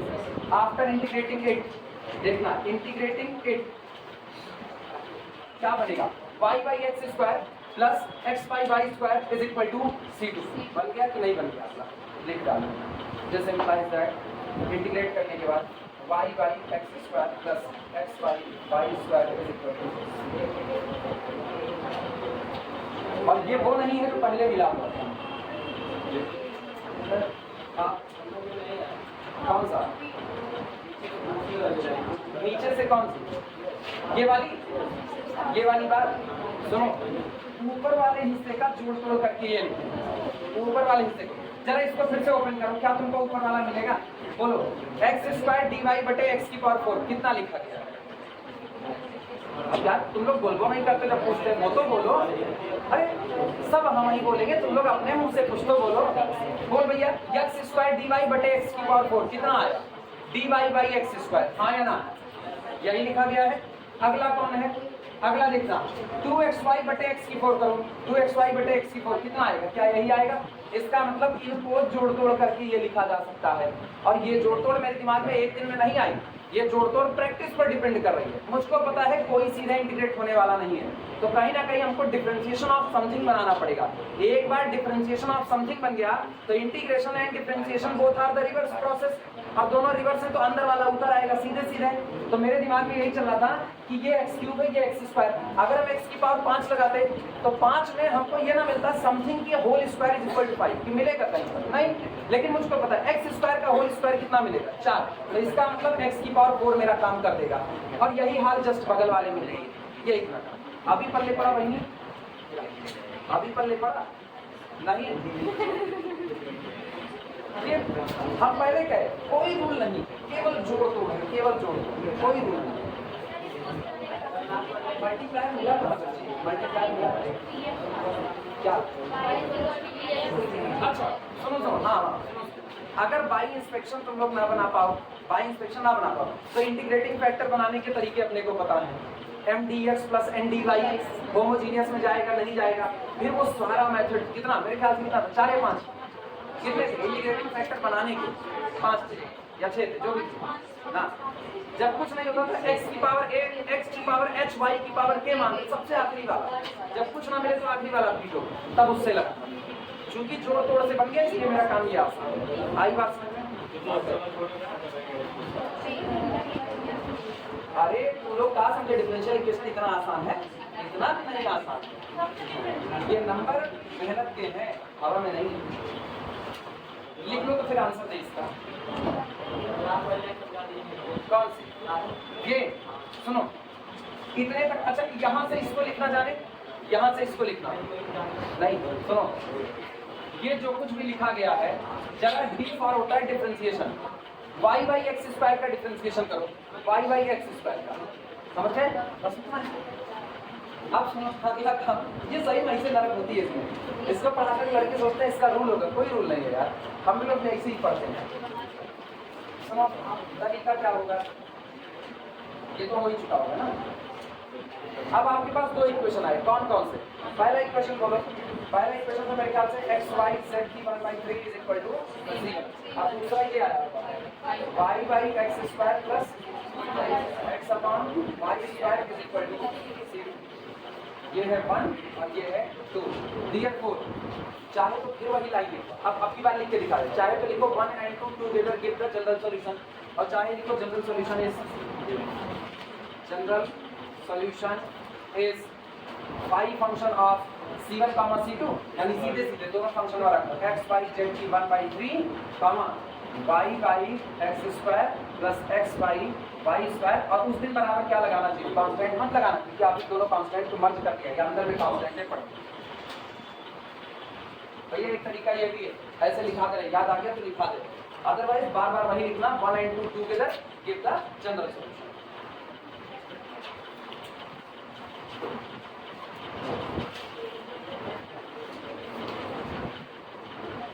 लोग कहते हैं ना फालतू का इतना ज्यादा सवाल करवाते हैं, जबकि हमको पता है सवाल फालतू होते नहीं, सवाल जितने ज्यादा हो उतने बेहतर है। अब ये बताओ, हम सब पढ़ा दिए, हम एक ठान के पढ़ाए, किसको हम पढ़ाए नहीं, अब किसी के सामने ये भी ग्रेड वार्ता कर लिया, एग्जाम में पूछा गया न्यूमेरिकल, अब तुमको बता दे एग्जाम में पूछा गया न्यूमेरिकल। जब हम तुमको कह रहे थे कि एक होता है जिसमें z की पावर 1/3 या होल की पावर 3 मिलता है ना, तो वो इसलिए याद होते हैं जो क्वेश्चन एग्जाम में पूछ लिया जाता है ना, उस पर बहुत ज्यादा चलता है, ये एग्जाम में पूछा गया और कब पूछा गया वो भी होता है। क्यों मुझको याद है, इसलिए याद ना, मेरे एग्जाम के बैक पेपर में पूछा गया था जब हम लोग पढ़ते थे, और इससे जयराम जी की हो जाता था।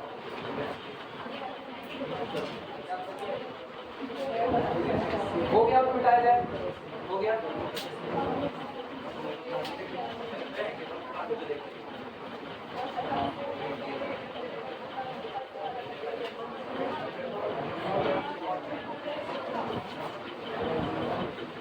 पढ़ाते वक्त ना पिछले साल क्या पूछा गया था वो याद आए ना आए, अगले साल उसके पहले क्या पूछा गया था वो याद आए ना आए, लेकिन अपनी लाइफ जरूर याद आती है कि बैक पेपर में किस सवाल पे बगल वाले से नकल मांग रहे थे, भैया दिखा दीजिए, है ना। अपना कब भीख मांगे तो वो याद आता है। हाँ इसी में पूछे, हमको याद नहीं आ रहा हो तो बता दो, बंदे को भी नहीं आ रहा था, तो फिर लास्ट में हम लोगों में PN JN अथवा में आता था, तो वही PN JN वाले में से न्यूमेरिकल था, वो था रिकरेंस रिलेशन प्रूव करने का, फिर वही निपटा करके इसको छोड़ना। क्या ये हम लोगों के टाइम में आया, बैक पेपर दिए थे। हाँ बैक पेपर मेरा जन्म से गति खाता, इसको हमेशा दिए। एक्चुअली जो लोग इस टर्म में बैक पेपर नहीं देते, मार्कशीट या बैक लिस्ट आएगा, उनको ये बात समझनी पड़ेगी, तुम्हारी यूनिवर्सिटी में सप्लीमेंट्री नाम की चीज नहीं होती। तुम्हारी यूनिवर्सिटी में बैक पेपर ही होता है, इम्प्रूवमेंट नहीं होता अपने यहाँ जो बैक पेपर है वो फेल होने पर भी डाला जाता है, इम्प्रूवमेंट में भी डाला जाता है। तब तुमको ये होता है किसी के आगे मार्कशीट रखो और वो पूछे बैक क्यों लिखा, तो तुमको बताना पड़ेगा मैंने इम्प्रूवमेंट डाला था, और मेरे यहाँ बैक और इम्प्रूवमेंट दोनों का एक ही नाम होता है। जबकि अदर यूनिवर्सिटीज में ऐसा नहीं है, अदर यूनिवर्सिटीज में इम्प्रूवमेंट अलग होता है, सप्लीमेंट्री अलग होता है। सप्लीमेंट्री पास होने के लिए, तो शायद CBSE बोर्ड जिसमें सप्लीमेंट्री बोलते हैं, CBSE में।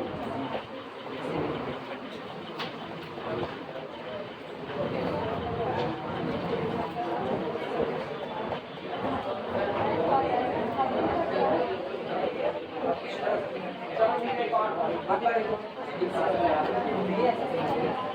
प्रॉब्लम और क्या लिखे थे सॉल्व वाई जेड। अच्छा पहले चेक कर लो ये लिखा है कि नहीं, पर किताब से उठाए y z upon y minus z is equal to z x d y upon z minus x is equal to x y d z upon x minus one. हुआ है कि नहीं हुआ? लाइक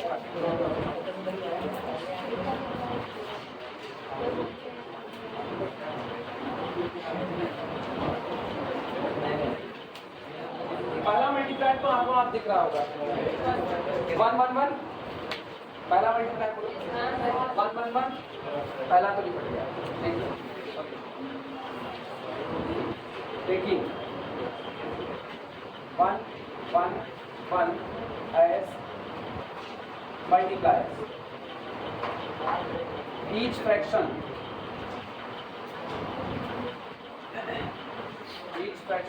is equal to भैया ये बताओ 1 1 1 लिए ना तो ऊपर से 1 into y z d x, इसको सीधे लिखे y z d x plus z x d y plus x y d z और अपॉन कितना लिखा जा सकता है कि नहीं? सहमत हो?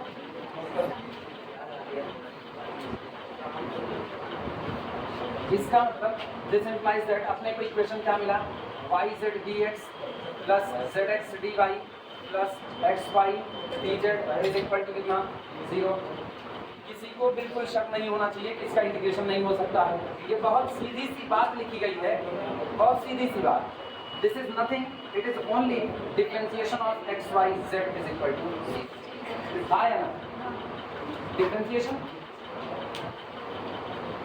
ऐसे देखते यार खतरा होता है। पहले x का डिफरेंशिएशन हुआ होगा, कौन छूटा होगा वाई जेड प्लस फिर कौन हुआ होगा y का डी वाई और कौन छूटा होगा जेड एक्स प्लस फिर कौन जेड का और कौन छूटा होगा एक्स वाई। और ये बताओ डिफरेंशिएशन का जस्ट उल्टा इंटीग्रेशन इंटीग्रेटिंग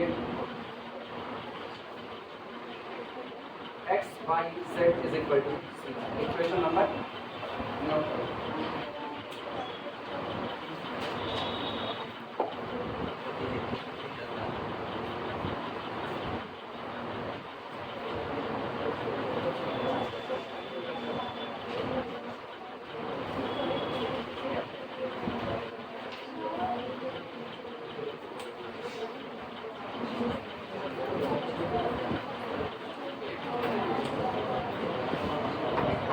अच्छा अब हम जिससे पूछेंगे वो बताएगा, अब जिससे पूछेंगे वो बताएगा। लिख चुके हो? अगले मल्टीप्लायर की तरफ दिमाग अपना लेकर के जाना। अब जिससे पूछेंगे वही बताएगा। बहुत आसान मल्टीप्लायर, इसलिए आप मेरा पूछना बनता है। विजय सबसे पीछे, विजय थोड़ी देर लिखना हो। अगला मल्टीप्लायर सोच करके जवाब दो। इतना डांटेंगे नहीं, बिल्कुल बेफिक्र, डांटे की बात करो नहीं घुसता दिमाग। इत्मीनान से अगला मल्टीप्लायर सोच करके बताओ क्या हो सकता है। कितना लॉग नहीं, मल्टीप्लायर मांग रहे हैं। अगला मल्टीप्लायर इंटीग्रेट नहीं, इंटीग्रेशन तो हम लोग इसका कर चुके हैं। नेक्स्ट मल्टीप्लायर क्या है कि इन लोगों का जोड़ फिर से 0 बैठने लगे।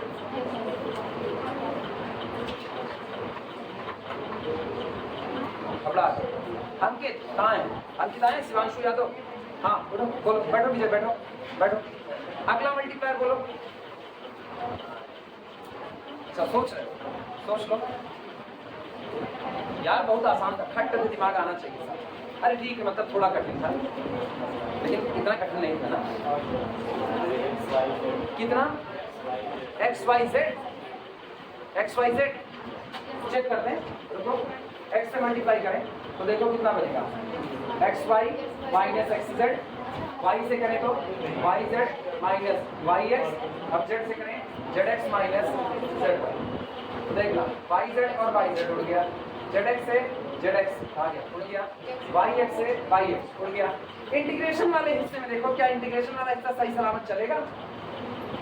क्या चुने हो? एक्स वाई और कितना जेड, यही चुने।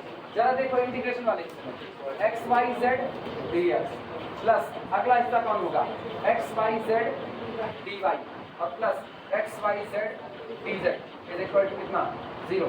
तो क्या बनेगा इससे बोलो, एक्स वाई जेड तो कॉमन आया, ब्रैकेट के अंदर में क्या होगा d x plus d y plus कितना होगा d z is equal to कितना हो गया 0 हो गया। तब कौन सा इंटीग्रेशन सोच करके बताओ, अगर ये है तो इंटीग्रेशन सोच करके हम इंतजार करते हैं। एक्स वाई जेड हटा दें, एक्स वाई जेड हटाएं तो x plus y plus z is equal to c, ऐसा सही। कोई और मल्टीप्लाई सोच पाए, बैठो बैठो, कोई और मल्टीप्लाई अगला बोलो 1 अपॉन वाई जेड। हाँ ये आम के आगे तुरंत दिखता है, सोचना नहीं, वाई जेड हटा दो, जेड एक्स हटा दो, एक्स वाई हटा दो, यही हटा बस खाली।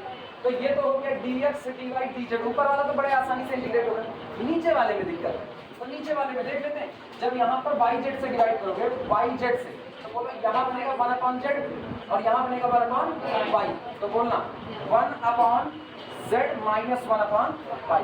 इधर किससे कर जेड एक्स से, तो जेड एक्स से करोगे तो plus 1 upon x minus 1 upon z. इधर किससे करोगे एक्स वाई से, तो plus 1 upon y minus 1 upon x. अब देखो ये 1 अपॉन वाई 1 अपॉन हो गया, नीचे का 0 बन गया, ऊपर वाला बड़े आसानी से फिर वही जो उन्होंने दिखता है x plus y plus z is equal to 0। तो दोनों तरीके मल्टीप्लाई चुनने के, जो मर्जी हो। हम x y y z z x वाला ले रहे हैं, चलेगा भैया? जिन लोगों को लग रहा है बहुत कठिन काम है, ये रॉकेट साइंस बिल्कुल नहीं है।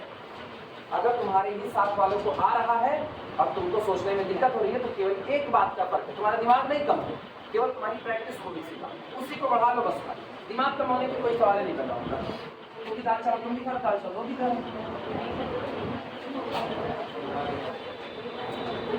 और इस पूरी क्लास में, अरे वास्तविकता यार तुम लोग ये नहीं घबरा सकते, इस पूरी क्लास में सबसे कम दिमाग मेरे पास रियलिटी। तो जब हम लगा ले रहे तुम तो लगा ही दो।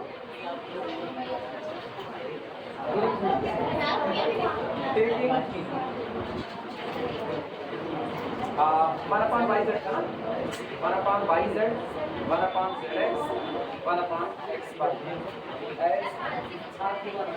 मल्टीप्लाई कितना बनेगा ईच फ्रैक्शन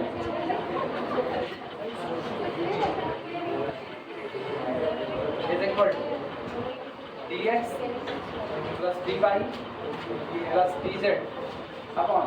सुनो भैया, जिनको दिक्कत है, जिनको दिक्कत उनको हम डिवाइड करके दिखा देंगे। 1 अपॉन वाई जेड लिख रहे हैं पूरा पूरा एक बार, 1 upon y z into y minus Z.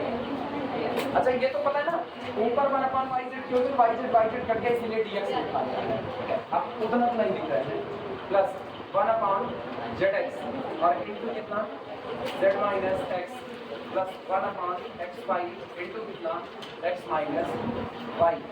This is equal to d x plus d y plus d z upon 1 upon z minus 1 upon y plus 1 upon x minus 1 upon z plus 1 upon y minus 1 upon x. This implies that dx plus dy plus dz बराबर कितना 0 and this implies that x plus y plus z बराबर कितना 0। Equation number लिखने के दो रास्ते पता है ना, चाहे लिखो 1 and 2 together give the solution, चाहे लिखो 5 function of x y z comma x plus y plus z equal to, कोई भी लिख सकते हो।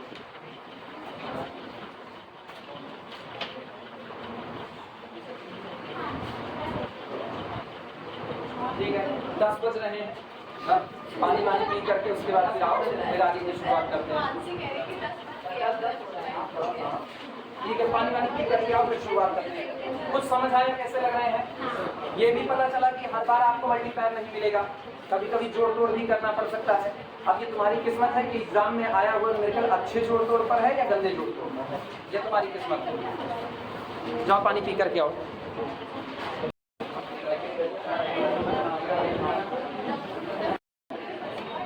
चलो अगली हेडिंग डालो। हेडिंग है using one solution into the second pair of equation. बात सुनना, पहली बार मल्टीप्लायर चुना, ध्यान से सुनो। पहली बार सॉल्व करने के लिए आगे बढ़े, मल्टीप्लायर मिल गया। मल्टीप्लायर मिलने के बाद एक सॉल्यूशन तो हाथ में आ जाएगा। अब एक सॉल्यूशन आ गया, तो दूसरे सॉल्यूशन को निकालने के लिए मतलब सेकंड इक्वेशन को निकालने के लिए फिर से मल्टीप्लायर चुनना पड़ेगा। ये तो जरूरी है कि हर बार मल्टीप्लायर मिले, देख चुके already.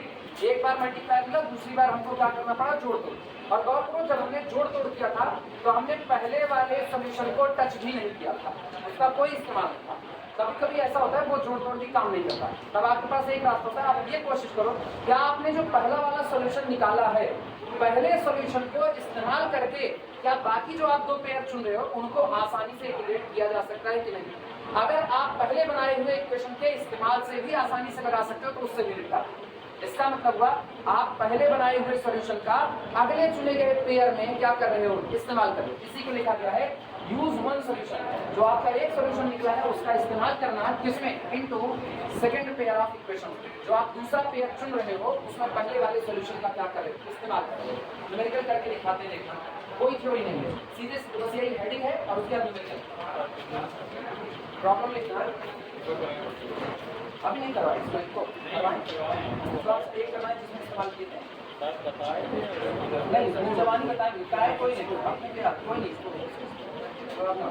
dx upon z is equal to dy upon minus z is equal to dz upon z square plus x plus y का ये। क्या ये शुरू के दो पेयर आसानी से सॉल्व हो जाएंगे, z माइनस z कैंसिल और बाकी का इसका काम चल जाएगा। सॉल्यूशन लिखना टेकिंग फर्स्ट पेयर करवाएंगे हाँ एक करवाएंगे ये वाला नहीं, ये वाला नहीं, इसी का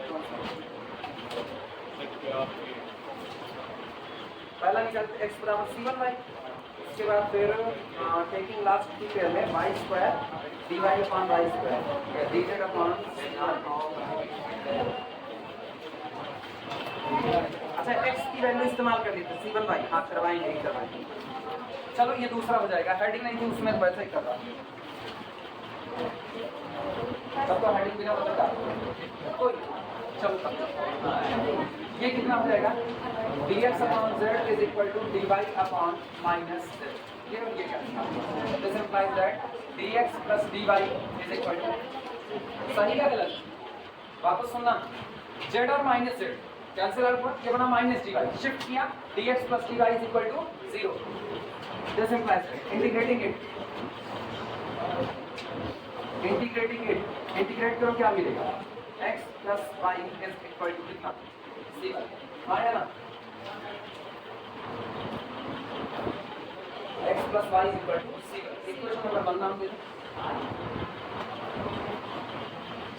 अरे कोई differentiation of x into y नहीं करेगा, इसी दिमाग में ये तो नहीं आ रहा था, ये ऐसा होता x dy plus y dx, ये ऐसा होता।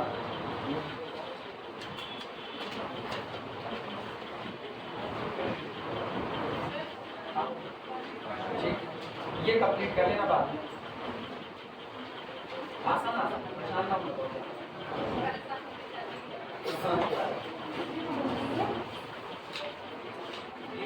अच्छा आप सुनो, इधर बात सुनना, अब पहला लो और लास्ट वाले को, ठीक, कोई भी दो आपको चुनना, हम पहला और लास्ट वाले टेकिंग फर्स्ट एंड लास्ट पे,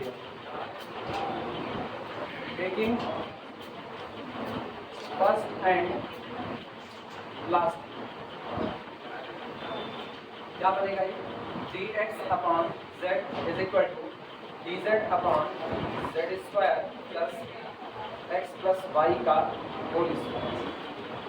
दिक्कत ये आई कि उधर x प्लस y पड़ा और मेरे पास y के रिस्पेक्ट में यहाँ कुछ है ही नहीं, y का तो कुछ है नहीं, तो इसका मतलब हम इसका इस्तेमाल करें, x प्लस y बराबर कितना है c1, उठा करके इनका इसमें इस्तेमाल करो, क्या बनेगा z square plus c1 square बन जाएगा। क्लियर है।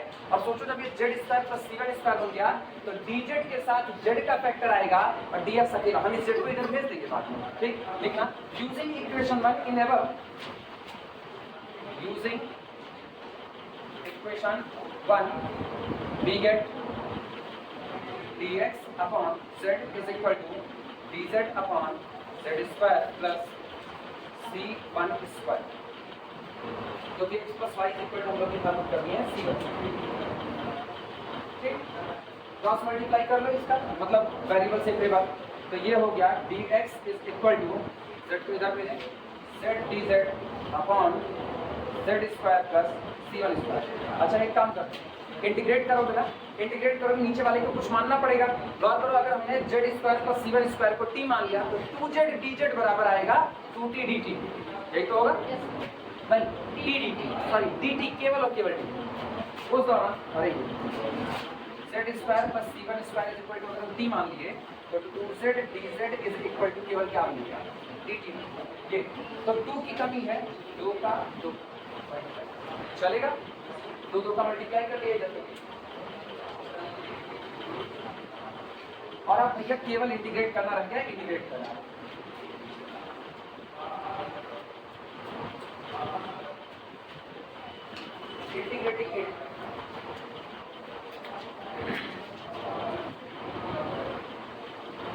इंटीग्रेटिंग और करते हैं इधर का तो हो जाएगा केवल और केवल कितना, तो उधर वाले में देखना integration 2z dz upon z square plus c1 square can be reduces into the 2z dz is equal to कितना केवल dt अपॉन पूरे को क्या मान लिया t मान लिया तो upon t that is equal to कितना log t। और log t का मतलब ये हुआ log z स्क्वायर प्लस कितना c1 स्क्वायर आया। तो ये बनेगा 2x is equal to log z square plus c1 square. बहुत सुधार के लिखना चाहते हो तो एक लाइन और लिख देना z square plus c1 square is equal to a की पावर 2 लिखा जा सकता है। अच्छा सर कांस्टेंट थोड़ी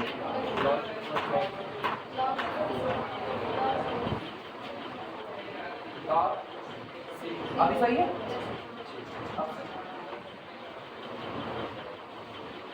ये मेरे पास बन गया, this implies that 2x is equal to log z square plus c1 square upon कितना c2 अरे इनटू into c2 सब चलेगा।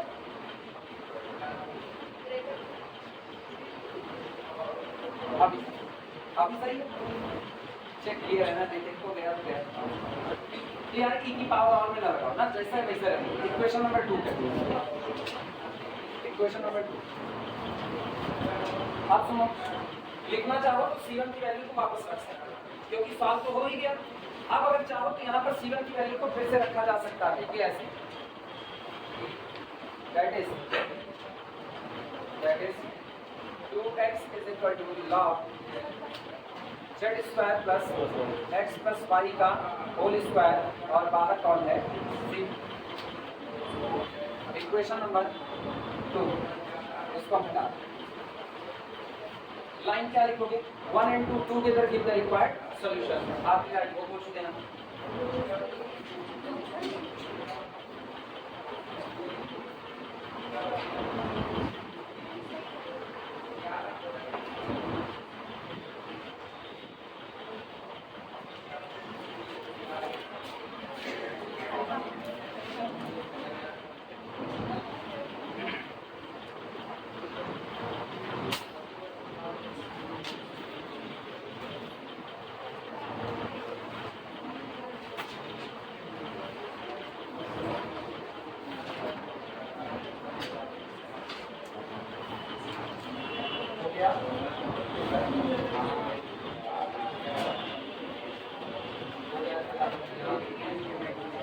सब लोग लगा लिए, मिटाया जाए इसको।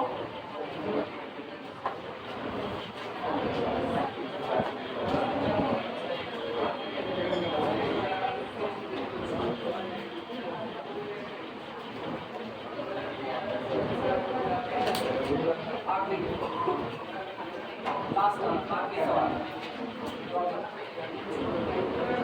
dx upon xz z square plus xy is equal to dy upon minus yz z square plus xy is equal to dz upon x to the power 4।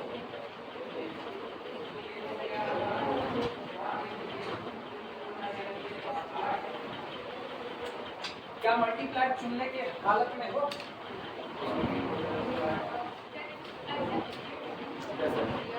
यूं ही कट लग जाएगा, वैसे हो जाएगा ना। हाँ, अगर वैसे हो जा रहा है तो मल्टीप्लायर मत चुनो। टेकिंग फर्स्ट टू फ्रैक्शन, पहले दो फ्रैक्शन देखो, जेड से जेड कैंसिल आउट हो जाएगा, जेड स्क्वायर एक्स वाई पूरा कैंसिल आउट हो जाएगा, एक्स का हिस्सा एक तरफ, वाई का हिस्सा एक तरफ। Taking first two, taking first two pair, क्या बनेगा? dx upon xz z square plus xy is equal to dy upon minus yz z square plus xy। अब गौर करना, z square xy z square xy, z से z cancel out, this implies that dx upon x plus dy upon y equal to 0। सही है गलत? सुनो, ये है minus d y upon y, minus d y upon, अपने shift कर लिए तो plus d y upon y. क्या इंटीग्रेट कर सकते हैं? इंटीग्रेटिंग, इंटीग्रेटिंग बोलो कितना? log x प्लस कितना? log y is equal to log c1, यानी this implies that xy is equal to c1। Equation number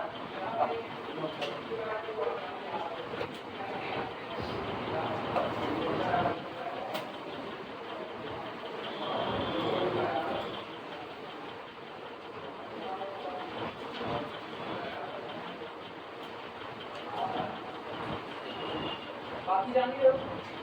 अगला कौन सा? लास्ट के दो इस्तेमाल कर लो। अगर हम लास्ट के दो इस्तेमाल करें तो पहला लास्ट ये कुछ भी तुम्हारे ऊपर खुली छूट है, बस आसानी से लग जाए। ये बताना, अगर हम लास्ट के दो लेते हैं, मान लो लास्ट के दो, तो फंसाएगा तो xy, और xy की जगह पर क्या पुट कर देंगे? c1। इस्तेमाल कर रहे हैं कि नहीं? किसी को होता है कि आप एक सॉल्यूशन जो निकालते हैं इसका आप इस्तेमाल करो उस पेयर में जो आप चुन रहे हो। अगर तुम इनको और इनको चुनोगे तब पर भी तुमको क्या करना पड़ेगा? xy की जगह पर कितना? c1। आई बात है? हाँ बोलो, कौन सा? पहला और तीसरा आसानी से हो जाएगा। कुछ भी ना, दिमाग बिल्कुल बांधो मत, सबके लिए इसीलिए हम दोनों बोलते हैं। तो पहला तीसरा लेकर के भी सॉल्व कर लो, दूसरा तीसरा लेकर के भी, जो मर्जी लिख लेना, एक बार देख के। ये नहीं कि वो भी ले लो ये भी ले लो, 3 सॉल्यूशन लिख दो, नहीं, एक बार में 2 से ही काम चल जाएगा। आई बात समझ? अब एक काम करो, अब हम रुके हुए हैं, कुछ लोग पहला और लास्ट वाला ले, कुछ लोग ये और ये वाला ले, और सॉल्व करके बताओ हाथ दिखा रहा। अब तो कर सकते हो, अब एक करके दिखाएं, दूसरा टेस्ट के तौर पर।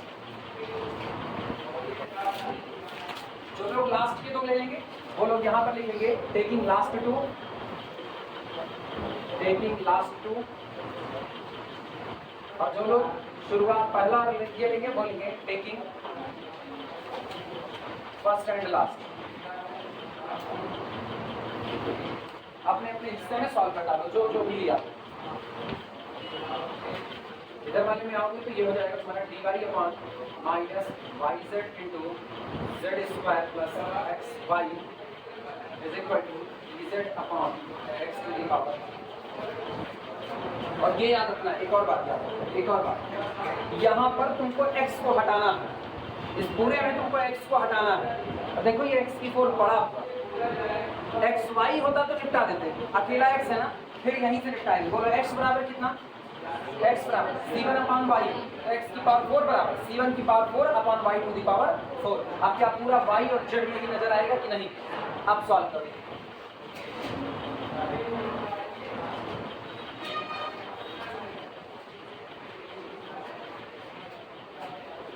बहुत इजी है, परेशान ना हो, बहुत आसानी से सॉल्व हो सकता है। चलाओ। ये तुम्हारा होगा d y upon minus y z bracket में z square plus c1 equal to, ये तुम्हारा x की जगह पर आ रहा है c1 अपॉन y, तो y बाई c1 बचेगा, तो y की पावर 4 z अपॉन c1 की पावर 4। ये ठीक, y वाले एक तरफ z वाले एक तरफ, दिस इंप्लाइज दैट y एक तरफ लाओ तो कितना होगा?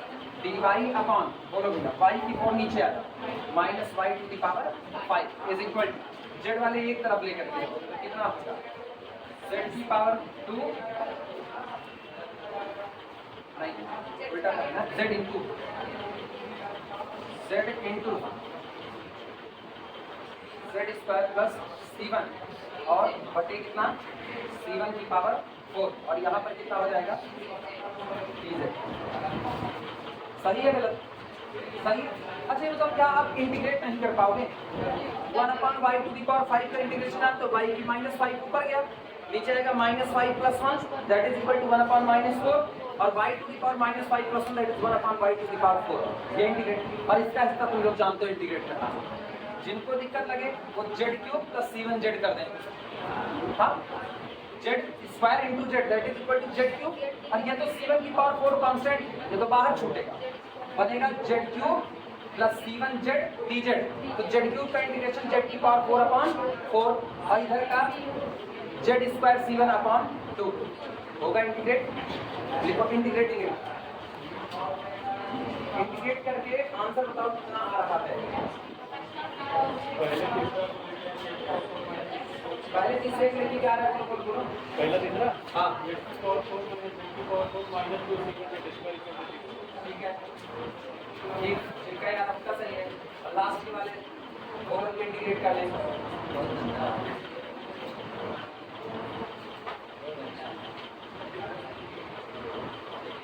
जिनको बगल में C1 से दिक्कत है C1 को इधर ले लो y की तरफ, और दिक्कत नहीं है चाहे जहाँ करो वो तुम्हारा पूरा कांस्टेंट वेक्टर है, उसको नचाते रहो और इंटीग्रेट करके बोले रहो। क्या देना तो ध्यान करो।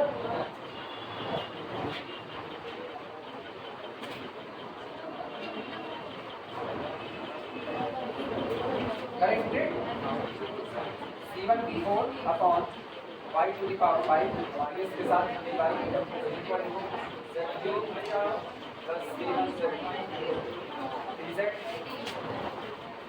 इंटीग्रेटिंग इट -C1 की 4/2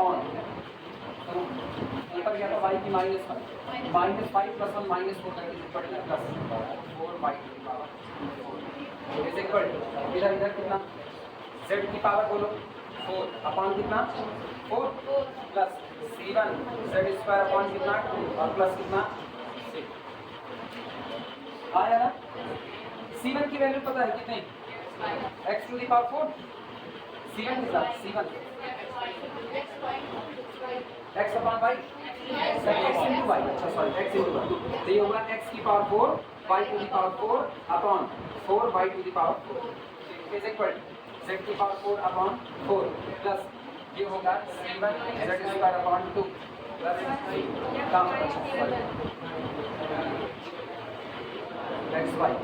भैया ये और ये करना है कि यार कौन इतना कचर करता है, इतने क्लिक करके छोड़ो, लिख कर खत्म नहीं करें। Equation number 2 1 and 2 together give 10 बहुत ज़्यादा सजाने लाने की जरूरत नहीं।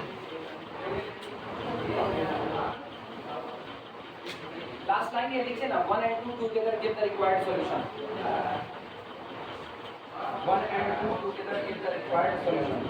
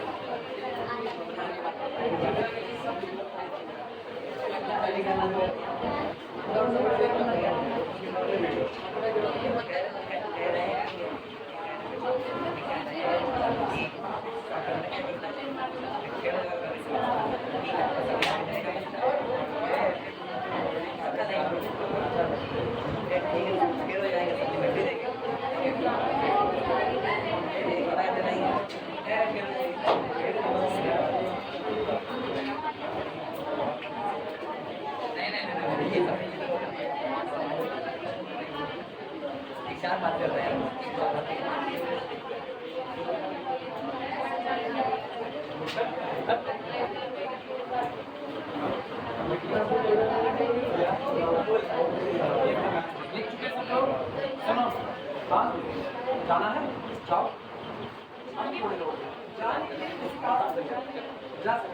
सुनो एक सवाल दे रहे हैं आखिरी लगा करके दिखा दो। चल रहे नए चैप्टर आखिरी दे रहे हैं बस लगा करके दिखा भाई चल रहे नए चैप्टर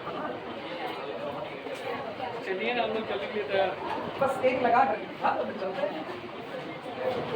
पिकनिक पर जाने के लिए मुझे मंदिर करके तैयार होना पड़ता है।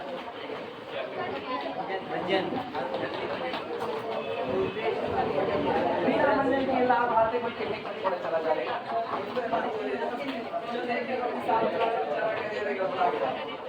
पिकनिक किसी की करना ही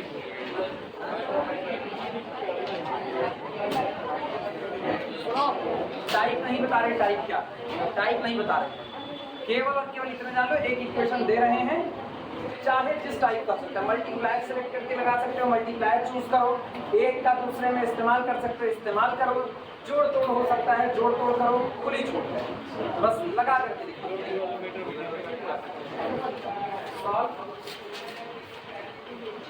x dx upon z square minus 2yz minus y square is equal to dy upon y plus z is equal to dz upon y minus z।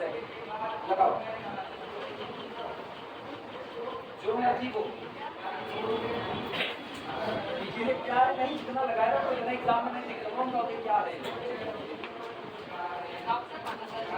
Option नहीं लगाओ इसको।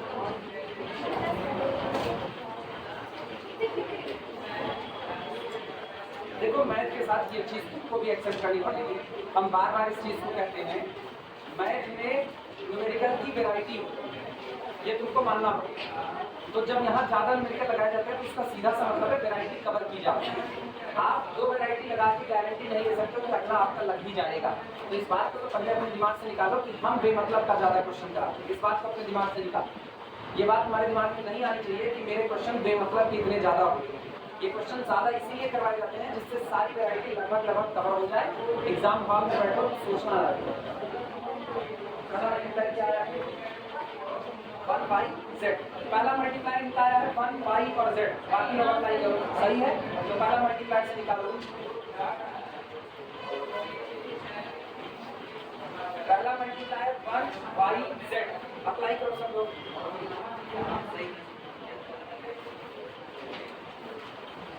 और अप्लाई करने के बाद सॉल्यूशन जो आएगा वो हमको बता देना। 1y/z इसका मतलब x square plus y square plus z square is equal to c1 आया।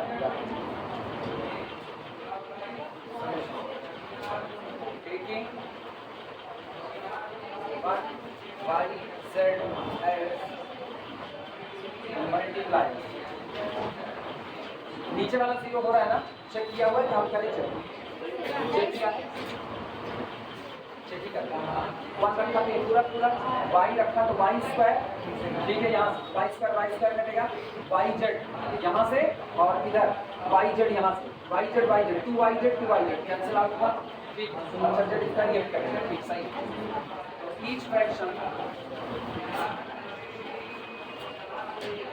Fraction is equal to x dx plus y dy plus z dz upon 0 implies that x dx plus y dy plus z dz is equal to 0. Integrating it x square plus y square plus z square is equal to c1. Question number 1.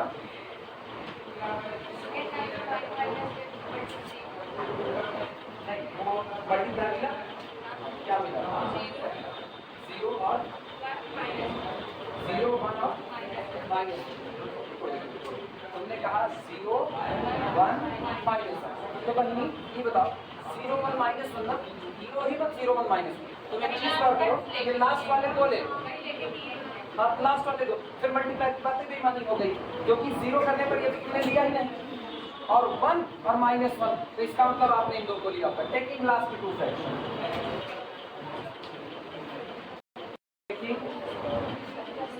Last 2, ये आपको मिला dy upon y plus z is equal to z upon y minus.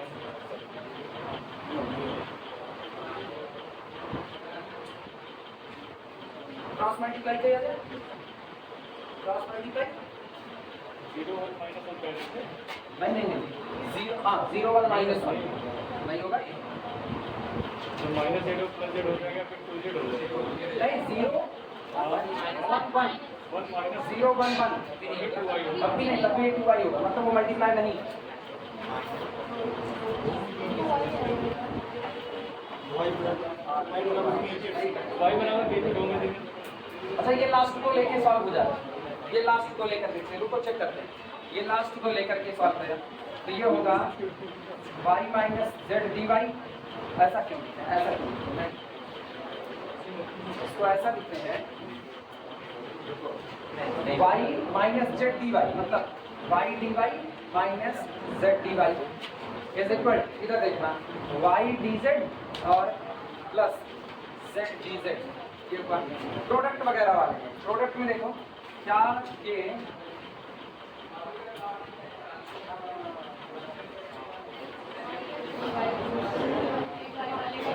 Minus पड़ रहा है, plus होता तो into में कर देते।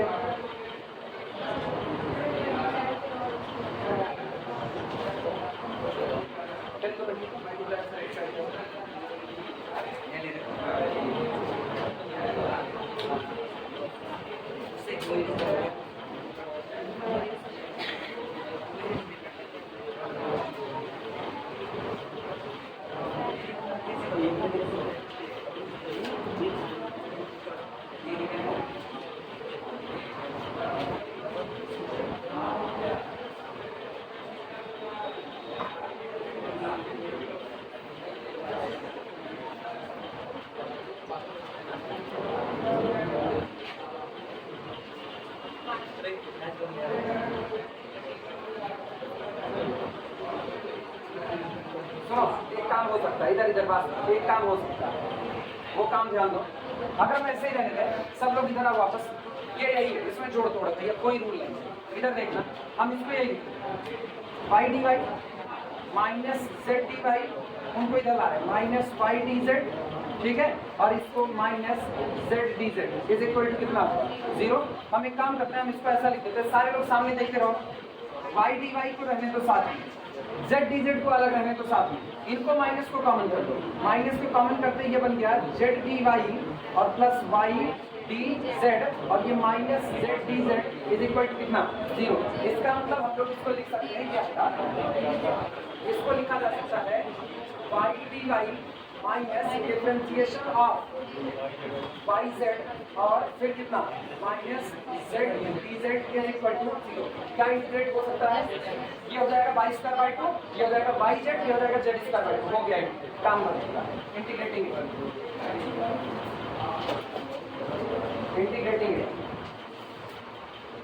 कितना बनेगा y square by 2 minus yz और plus minus z square by 2 is equal to 0। Equation number नहीं मिलेगा, मल्टीप्लाई तो क्या करो, कोई कोड़े मारेंगे, थोड़ा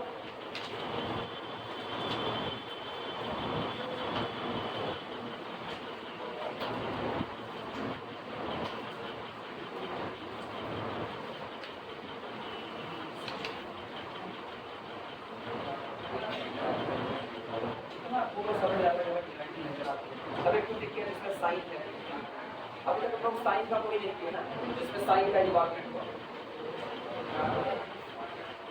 हम कभी कभी सोचते हैं गणित पढ़ा करके बहुत गड़बड़ था। एक तो मेरे अंदर ना कुछ रुचि रहती है, सवाल अलग दिखा नहीं चलो ये भी लग पाता, हम कंट्रोल कर नहीं पाते हैं। नहीं कंट्रोल मजबूत भाई, कंट्रोल अभी ये चलेगा। सुनो अब बाकी तुम लोग लगाना, ठीक है, बाकी तुम लोग लगाना, और बाकी नया चैप्टर है ये, किताब के हिसाब से मेरे ख्याल से छठा चैप्टर होगा, अगर मेरी याददाश्त सही है।